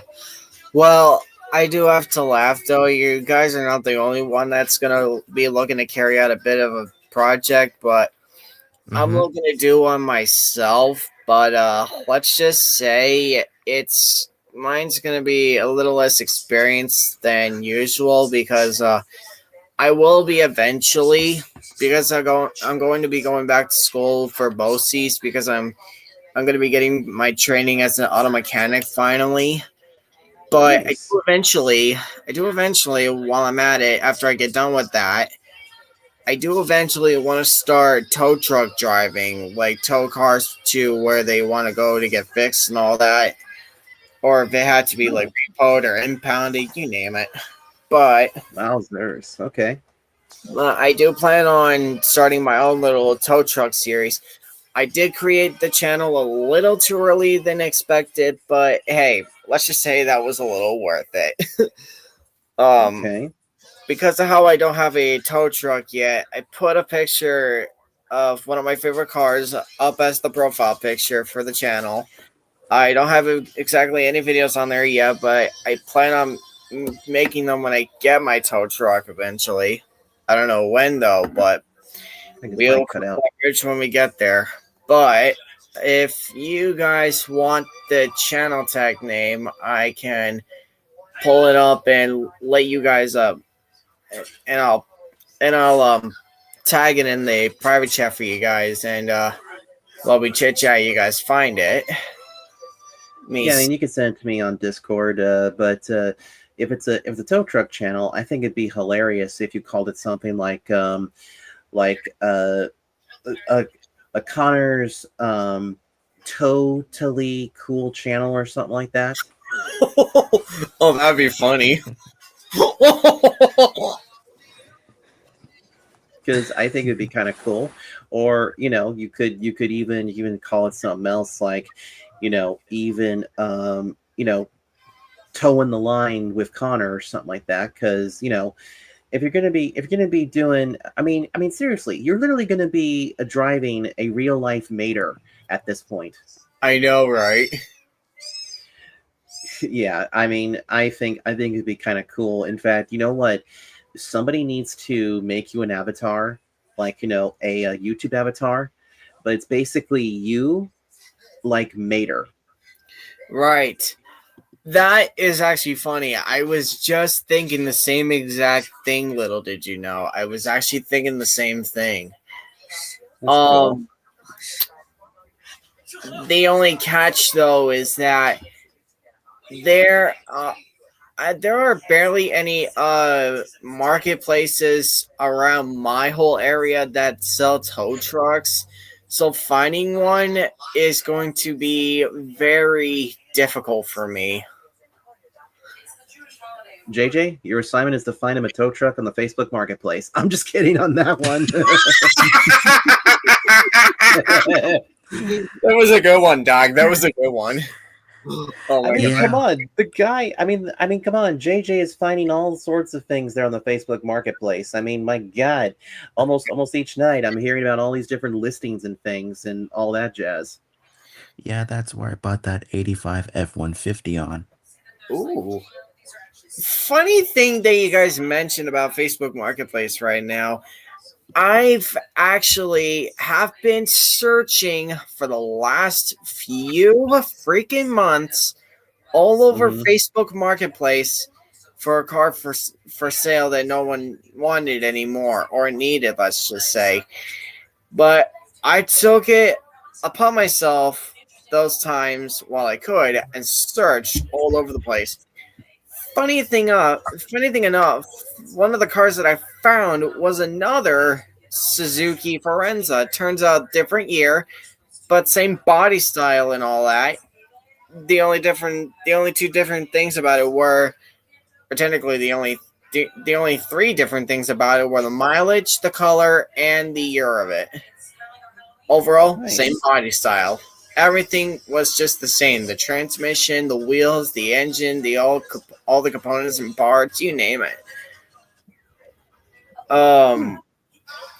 The only thing that needed to be done on it though were the brakes, and I don't really have the kind of dough for the brakes just yet. Oh god, gotcha. Yeah, because think here's about the car thing. brakes. Oh, the nerf.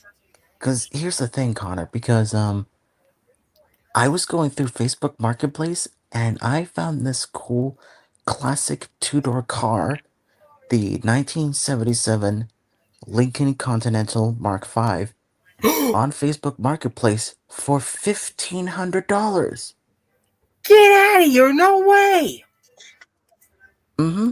And not only that, but I also found a four-door version of the Lincoln Continental Town Car version, What? made in the same year as their Mark V counterparts. Oh my lord. Now you got me speechless. Mm-hmm. Actually, Interesting. wait a minute. Where did I see my tow truck channel? Oh, come on. Do I seriously need to go through my own YouTube channel on my TV to literally find it? Ugh, the Maybe nerve. you do. But yeah, it's. I hope that stuff does go well, but I'll tell you one thing. There's like a ton of tow trucks out here in California that you could probably get. Yeah, well, Same, there's tons of them here in Mississippi as well. see, the funny thing is, though, the tow truck that I'm after, let's just Yes. say it's one of the good ones that I've always wanted, but I've been having trouble finding it lately through the internet, and I can tell you what though, just finding one these days is gonna be a real pain in the keister for me. What kind of You're right. tow truck do you want it to be? That's actually a good question, which thankfully I have the answer for that. It's in one of my YouTube playlists that I've made to save the video in. Oh, which one? Aha! Found it. It's a 2020 Chevrolet Silverado 5500 rollback flatbed tow truck. Ooh. The one thing that kills me about it though is that it's very rare with a gasoline engine because it's always available with the diesels, and the diesels are usually hard to cold start in the winter season. Mm-hmm. Yeah, they can be, but you know what? If it's a flatbed tow truck, then that's what we actually call a rollback. Yeah, I kind of figured as much. But the sad part is that, like I just said, they are hard to cold start in the winter season. Let's say for example, if I got called out on an accident one day in the winter time and I had to go start my truck, that would be hard for me to do though, because most of the time they would start like super slow and all that. Then once they finally start, they have to literally run on high idle to warm up. Yeah, that's kind of how they work. I mean, that's why you never see any truckers shut their cars off except for the generator. But a gas powered one would probably work. It's got to be really careful with what you actually end up towing and everything like that. Plus, in terms of processing the order of events, you got to make sure that car is tied down, nice and snug as a bug in a rug. Because if you leave one cable off, then it could be a disaster if you hit a bump. Well, yeah, because you had to do the exact same thing on a car hauler trailer. Trust me. Funny thing is that I'm not actually going to be using those kinds of straps. I have a friend of mine on YouTube who was also a tow truck driver. I technically I technically have two friends that are tow truck drivers for YouTube. One of them is named Ben. The other one is Dustin. Dustin lives out in Texas, but Ben lives out in Washington. He straps cars down differently in Washington. He basically throws a hoop of his strap over around the tires, and then he literally just straps it down like how you would normally do it with a car on a tow truck. But I see. the way my buddy Dustin does it is the way I want to strap a car down on a tow truck. He basically takes his strap, he takes one of the ends, he loops it through the wheel, and then he puts the hoop, the other end through the little chrome circle that is on his strap, and then he does this to anchor it down to the tire. He puts that Right. one end of the strap through the ratchet, and he just ties it down. Nice. And you know what? When you said you had a friend named Ben, I thought you were going to say that your next sentence after that, when you said that you learned from your friend Ben, was a friend named, and I thought you were going to say Bill. No, if I were to say that name, I would have been going nuts. I hear you.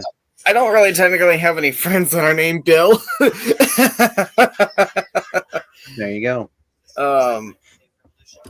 But ever since I started looking into guys that do tow truck driving through YouTube, which Dustin was actually the first main character out of them all that I started looking into. God, the way he does towing is super wicked. If I can link his channel, if I can send a link to you guys for his channel, you guys have to watch his videos. His towing is wicked. Funny enough, he it's not just towing that he does off-road recoveries, because that's actually one of his favorite things to do, because he's got a Jeep for that. Interesting. Okay. Oh yeah, he loves off-road recoveries. In fact, he actually recently just started his own company. Cool. Very, very cool. Yeah, called Nidox Towing and Recovery. That's what it was. Let me see. If I could take a look at If his. that's the case, then that's getting a major plug here on this stream. That's for sure. Indeed. Dustin is literally one of my buddies. In fact, I literally keep in contact with him. I've been keeping in touch with him on Facebook. Yeah, he and I have been best friends since we first met through the internet on day one. Interesting. That's pretty neat. But what's great though is that he drove literally. I have at least two favorite tow trucks if I'm being careful with describing those. Both are rollbacks for basically flatbeds, as I would put them as. Both are flatbeds. Right. They're really good. They're really nice overall. But excuse me. The first one that he drove was actually through one of his previous towers, Campbell's. He drove, if I remember the year of it, he drove a 2020 International NV 607, which, believe me, this truck was nice. It had like the dashboard that you would see in the 2021 year of school buses. It had a Cummins diesel in it. Rare, very nice sounding one. It almost sounded like a big cat purring. I'm like, well, what where's all that coming from? The way the winch motor sounded on the winch cable mechanism sounded awesome. It almost sounded like if I could describe it in a way, if I can at least, it almost sounds like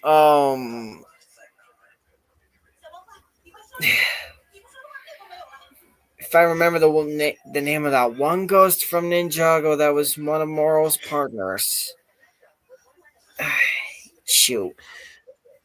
Yeah, if Wilco were here right now, he'd probably help you out with that. But I only know about Lloyd Garmadon and a few other things right now. Yeah, well, I remember season 5 of Ninjago. Lloyd was possessed by a ghost named Moro, and he Right, basically wanted to get revenge on Master Wu for not being the Green Ninja. right. He caused all sorts of havoc on Ninjago. Yeah, I guess he did. I mean, I don't even know. I don't know too much about it. I only know what I know from our good buddy Wilco. Yeah, Mhm. he's definitely a great one. He's obviously a big fan of Lloyd, which I can't say nothing. The guy's a big fan of Lloyd because Lloyd's favorite color is green, and obviously so is his.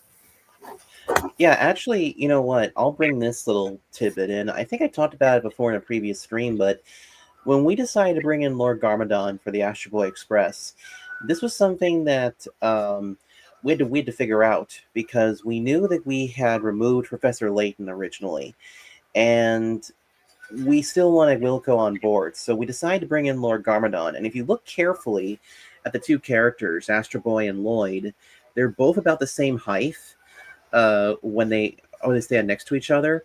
And the funny thing too is that you're going to see Lloyd and Astro Boy in the Christmas special that I'm releasing on the 18th, and I will say that it was a lot of fun to kind of like film with these two, and there was definitely quite a few funny bits, but you will actually see how much fun that we really had with this Christmas special because just like what we did with the Halloween special, we did something similar here with the Christmas deal. Fearful Moon, I think he put in one of his better performances that I've seen, and I know we're going to collab on a lot more things in the future. I mean, obviously we got 900 miles, coming up soon, but I know that there will be some better expansions and things like that. Right. Well, I mean, because of how you just mentioned about that Christmas special that you plan on releasing on the 18th, I don't exactly know if you're doing that through VR chat. Because if you were, I honestly wish there was a way I can join, but unfortunately, I don't have a headset to go along with my mic, and my computer's really slow with the VR chat app website. Yeah, no, we filmed it. We actually filmed the Christmas special last month because one of the things I wanted to make sure was that all of us, our December was wide open because I'm not a fan of filming this close to Christmas time because I want December to be wide open for our team and everything. So we literally started filming this right in the middle of November, just before Thanksgiving, and then we wrapped up filming a few days afterwards. All we had to do was just simply reshoot a few things. I will say though that there were some audio issues that we had, so you will hear it where the audio kind of like goes, clear, and then suddenly gets a little muffled, and it gets a little bit awkward and everything. I tried my best to fix that because the majority of those scenes were filmed on a brand new laptop that I have over here, and I didn't set my parameters the right way. Now I have them set up, but obviously it's too late to reshoot stuff. So we're going to release the Christmas special as it was filmed. All it needs now is just the credits, and then I can actually, take care of that. But yeah, so it's gonna be really cool. I can't wait for it to fully come out. In fact, it's actually going to be released basically a year later from the first Christmas special I did. Yeah. Um. Yeah. I kind of figured as much. The way all that's going. Um. Yeah. I literally just had to bring you guys back out to the living room because my computer almost just died. I got you. That's fine. I didn't even see you doing it because here in VR chat, all I see is just my viewfinder, so I can see what the hell you guys are seeing. Yeah. Um. If I was to join you guys for the Christmas special, and if you guys are gonna do that through VR chat, is We there already did another that, way so yeah. for me to join? I don't know if it's possible, but is there? Well, no, because because the Christmas special was already filmed and edited together. I just need to put the credits in there, and then it's going to be uploaded to my channel. However, it's never too early to plan for next year's Christmas special if we decide to do that. Because I don't Okay. see us doing a Christmas special every single year. Because at some point in time, you kind of have to think of like, is it worth it, and anything like that. So we're gonna see how the second one does, and the second one does, good, then chances are we might make a third one because of what we're doing. But probably the next holiday themed one that they'll be coming out would be, ooh, probably another Halloween edition, probably next year, because I know we want to do some Halloween specials and Christmas specials down the road again. Yeah. Hmm. Kind of figured as much. We all love Yeah. our video ideas. Yeah, Mhm. plus, you know what? I wanted to break that little stigma too, because you know what? There was something else too that I need to bring up here to put a period on the autism stuff. Is that when we were making the Astro Boy Express, I was pushing JJ really hard to kind of like think outside the box. Because I hate to say this, but I've seen a lot of autistic YouTubers, and their content usually consists of two things only. Number one, cutouts of their favorite characters with dialogue that's in subtitles and just weird music that doesn't quite fit the scene. Or sometimes they'll take real clips from different television shows, splice them together, and then like mute different clips to like try and voice the characters and stuff. And it's the same exact rigmarole at all the time. With the Astro Boy Express, I was pushing JJ to kind of think outside of it, to be like, hey, there's more to it. We have living, breathing characters here. We have a living story as a beginning, middle, and end. We have conflict, we have humor, we have sadness, drama, everything. And so when it comes to the Astro Boy Express and 900 miles, you can expect that to happen.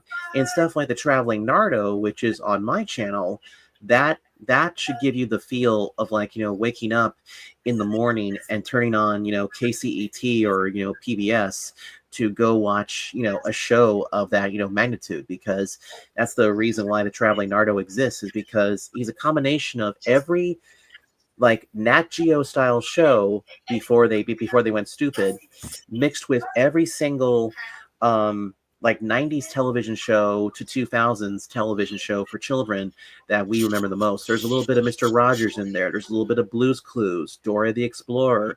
There's a little bit of Sesame Street in there. There's a little bit of everything all wrapped into one.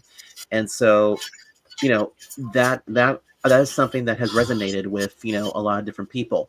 And as long as people continue to watch, and as long as people still want to see the adventures of Astro Boy, Lord Garmadon, Dr. Bones, Pulsar, and Arlo the Traveling Nardo, and everybody that we have under the rainbow, then we'll continue to make them until the day we die, or until the day that Electric Paradise Studios and Astro Boy Productions decides to dissolve. Yeah. Oh. Well, unfortunately, what really kills me though is that I actually still have yet to make the announcement, but I guess I will do it tonight, seeing as how we're all on here right now. But as of Monday the 8th, which is actually in 2 days, it's actually my last day of doing YouTube videos for the year of 2025 until the start of next year, because I do want to take my chance and spend more time through less of my social media, but at least be with my family while it matters the most. Right. Got it. But I hope to have a chance to make a video on Monday to end my time until the year of 2025. But Right. the only issue is that my workplace barely has any new cars right now, and I have a friend of mine who works up in Yorkville, within my area, and he works at a dealership called United Auto Sales, which is one of the dealerships that I've recorded cars at. If you've seen through some of my videos on my channel, mainly one of the videos I recommend you watch for that dealership is a 22 Hyundai Elantra SE. Oh, the Elantra. Yeah. Gotcha. Those are good cars. I love them. Right. But what kills me the most is that he's been busy a lot lately, to where he hasn't been able to he's not been able to answer my phone calls and text messages lately because how busy his boss has been keeping him. Like I get his boss wants to finish off the year strong, but I wish he can give his employees some time to get back to me. But I get it though. Business is business. You got to deal with what you got to deal with. It's Christmas time too, and everybody wants to finish the year strong. But also, people sometimes, sometimes they come in to buy a car for Christmas, and then it gets handed over. So I think that's probably the reason why. But once things start to slow down, you get closer to Christmas time, then things should be a-okay. Yeah. I do hope to have a video come out eventually on Monday. If not, then I guess I will have to wait till next year of 2026 to start back up again. Well, I mean, if you don't have another video to come out, I mean, at least you finish strong, with this stream, because I'm sure this is a good way to end, the year and stuff. Actually, hold that thought. Hey, Mom, when you're gonna get me out of work on Monday, remind me to text James and ask him if I can come up on Monday to make a video. I want to see if he can let me, because hopefully I can use Monday to finish off this year of YouTube strong. Hopefully, I need to be reminded, because we all know how easy I can forget. Okay. Yeah, that's another thing I forgot to mention with my autism when we were talking about it earlier. I have trouble. I forget a lot of things a lot.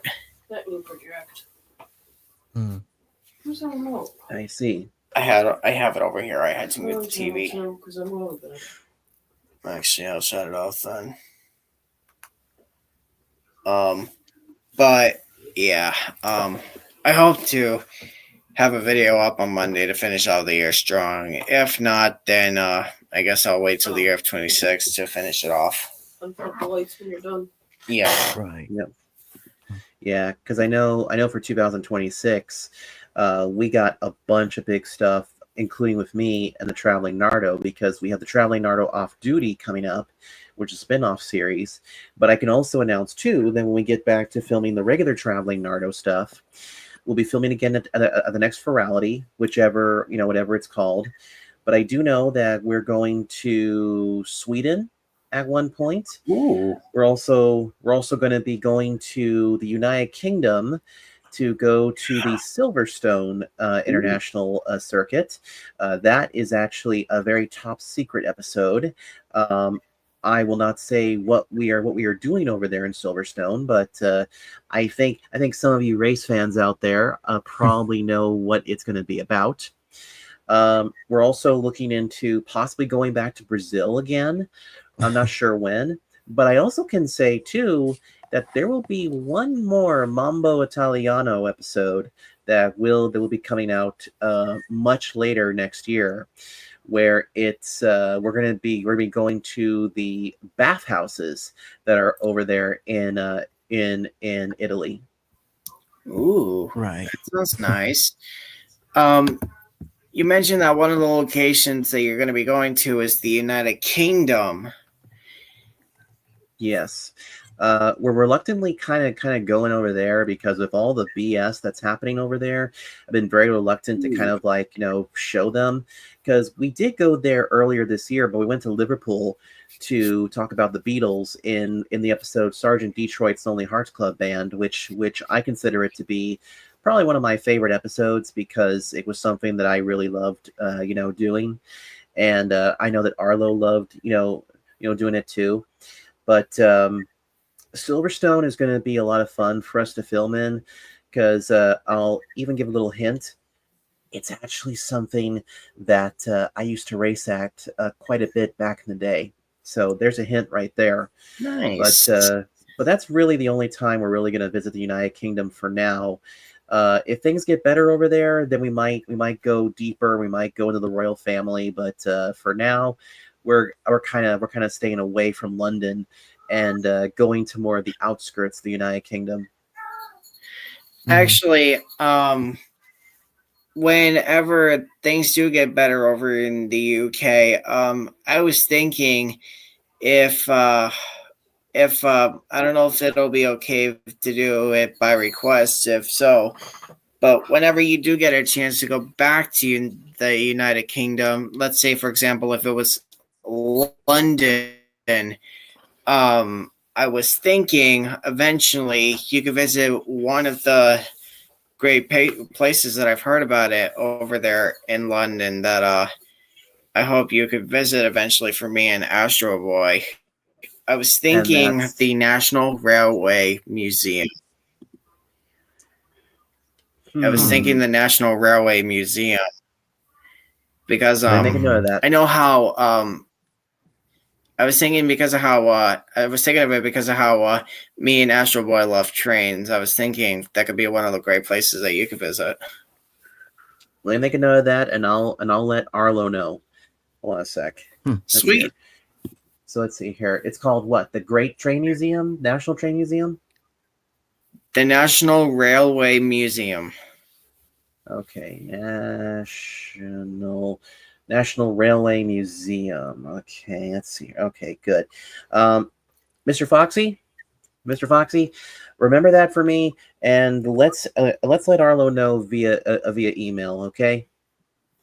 All right. Thank you, buddy. All right. So we'll make a note of it and see what happens.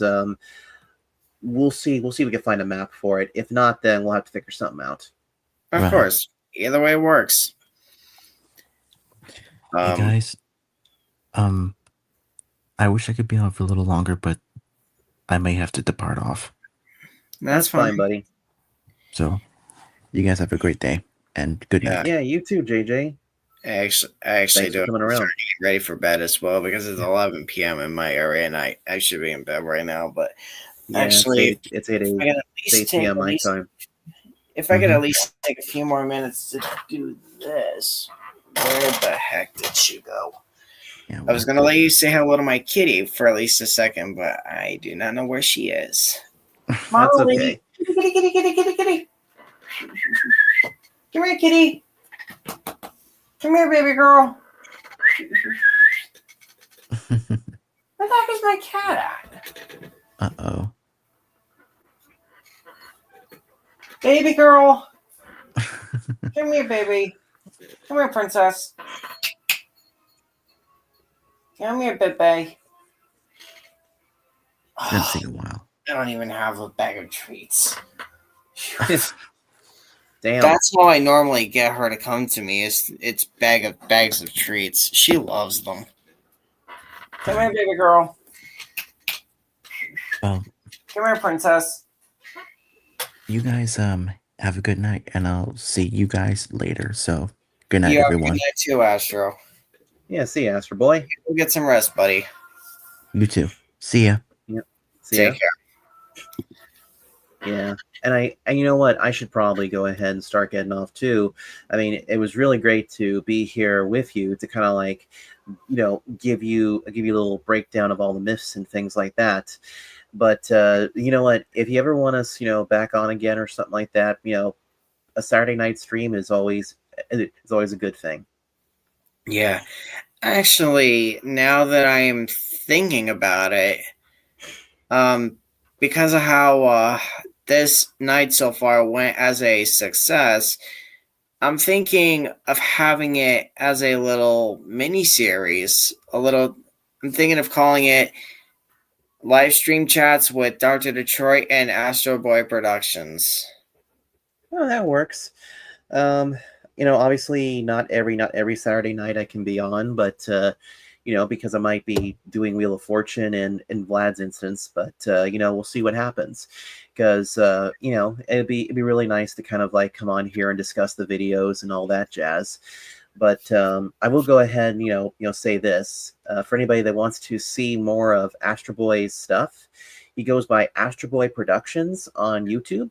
So you can check him out. I go by Dr. Detroit the Nardo or Doc's Electric Paradise Studios on YouTube. And also on Twitter, I go by @It's Doc Detroit. I post a lot of different things there on Twitter. And I even started posting more pictures of this guy as well as Arlo, and who knows, maybe you might even get to see a couple of different images and things. Like even more recently, both this Nardo and Arlo have been showing their belly buttons more recently. Yeah, funny enough, I actually did see that one picture that you tagged me in on Discord. That's a really nice one. Yeah, it's actually really cool because, so okay, short story before I get off. On my Twitter page, @It's Doc Detroit, I was getting a bunch of images of beans, which are the little bean pads we have here, but also quite a few unmentionables, and I didn't want to see that. Okay, so I was trying to figure out, okay, what could what could I do? What could I do? And then I realized something. So I would take pictures of these guys, and then I would edit their belly buttons in, and I would show it off. So this guy here's got an Audi. Arlo has an in-betweeny, and when I started posting it, people started going nuts, because the thing about Nardos is that when you see one Nardo, people lose their minds. Two Nardos, and everybody just like has a heart attack because it's so adorable. And so yeah, I started doing that, and so if you see any of those images on there, then you know exactly what's going on. But yeah, just that one little deal, because with showing the belly button, it's basically saying you want to show off, but you want to keep your pants on. Right, makes sense. Yeah, but yeah, no, I had a fun time, bro, and hope to do another one of these live streams very soon. I look forward to the next one we do. Indeed, my friend. I mean, I'm not planning on stopping my live streams, but I will eventually have to stop for a short time, probably. Oh, hold on a minute.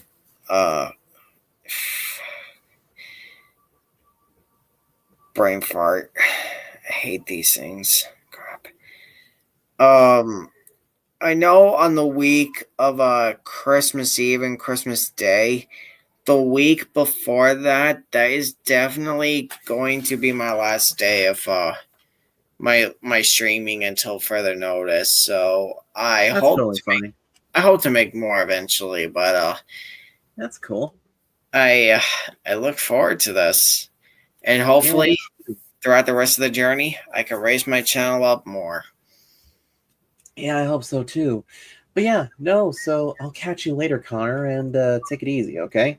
You too, Doc, and thank you. You're welcome. But everyone, that is going to wrap it up for my live stream. I hope you all enjoyed. Be sure to like, comment, and subscribe to my channel, Dr. Detroit's channel, and Astro Boy Productions channel.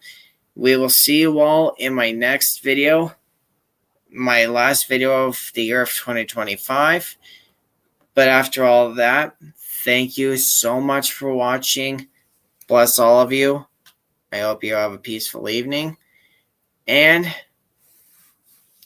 have a very happy, Merry Christmas. But don't worry, this is not going to be my last stream. My streams stop the week before Christmas. So don't worry. I'll still make more. But at least until the week of Christmas, I'm going to wind up stopping. But until then, thank you all so much for watching, and I'll see you all in my next video. Take care, y'all. Peace.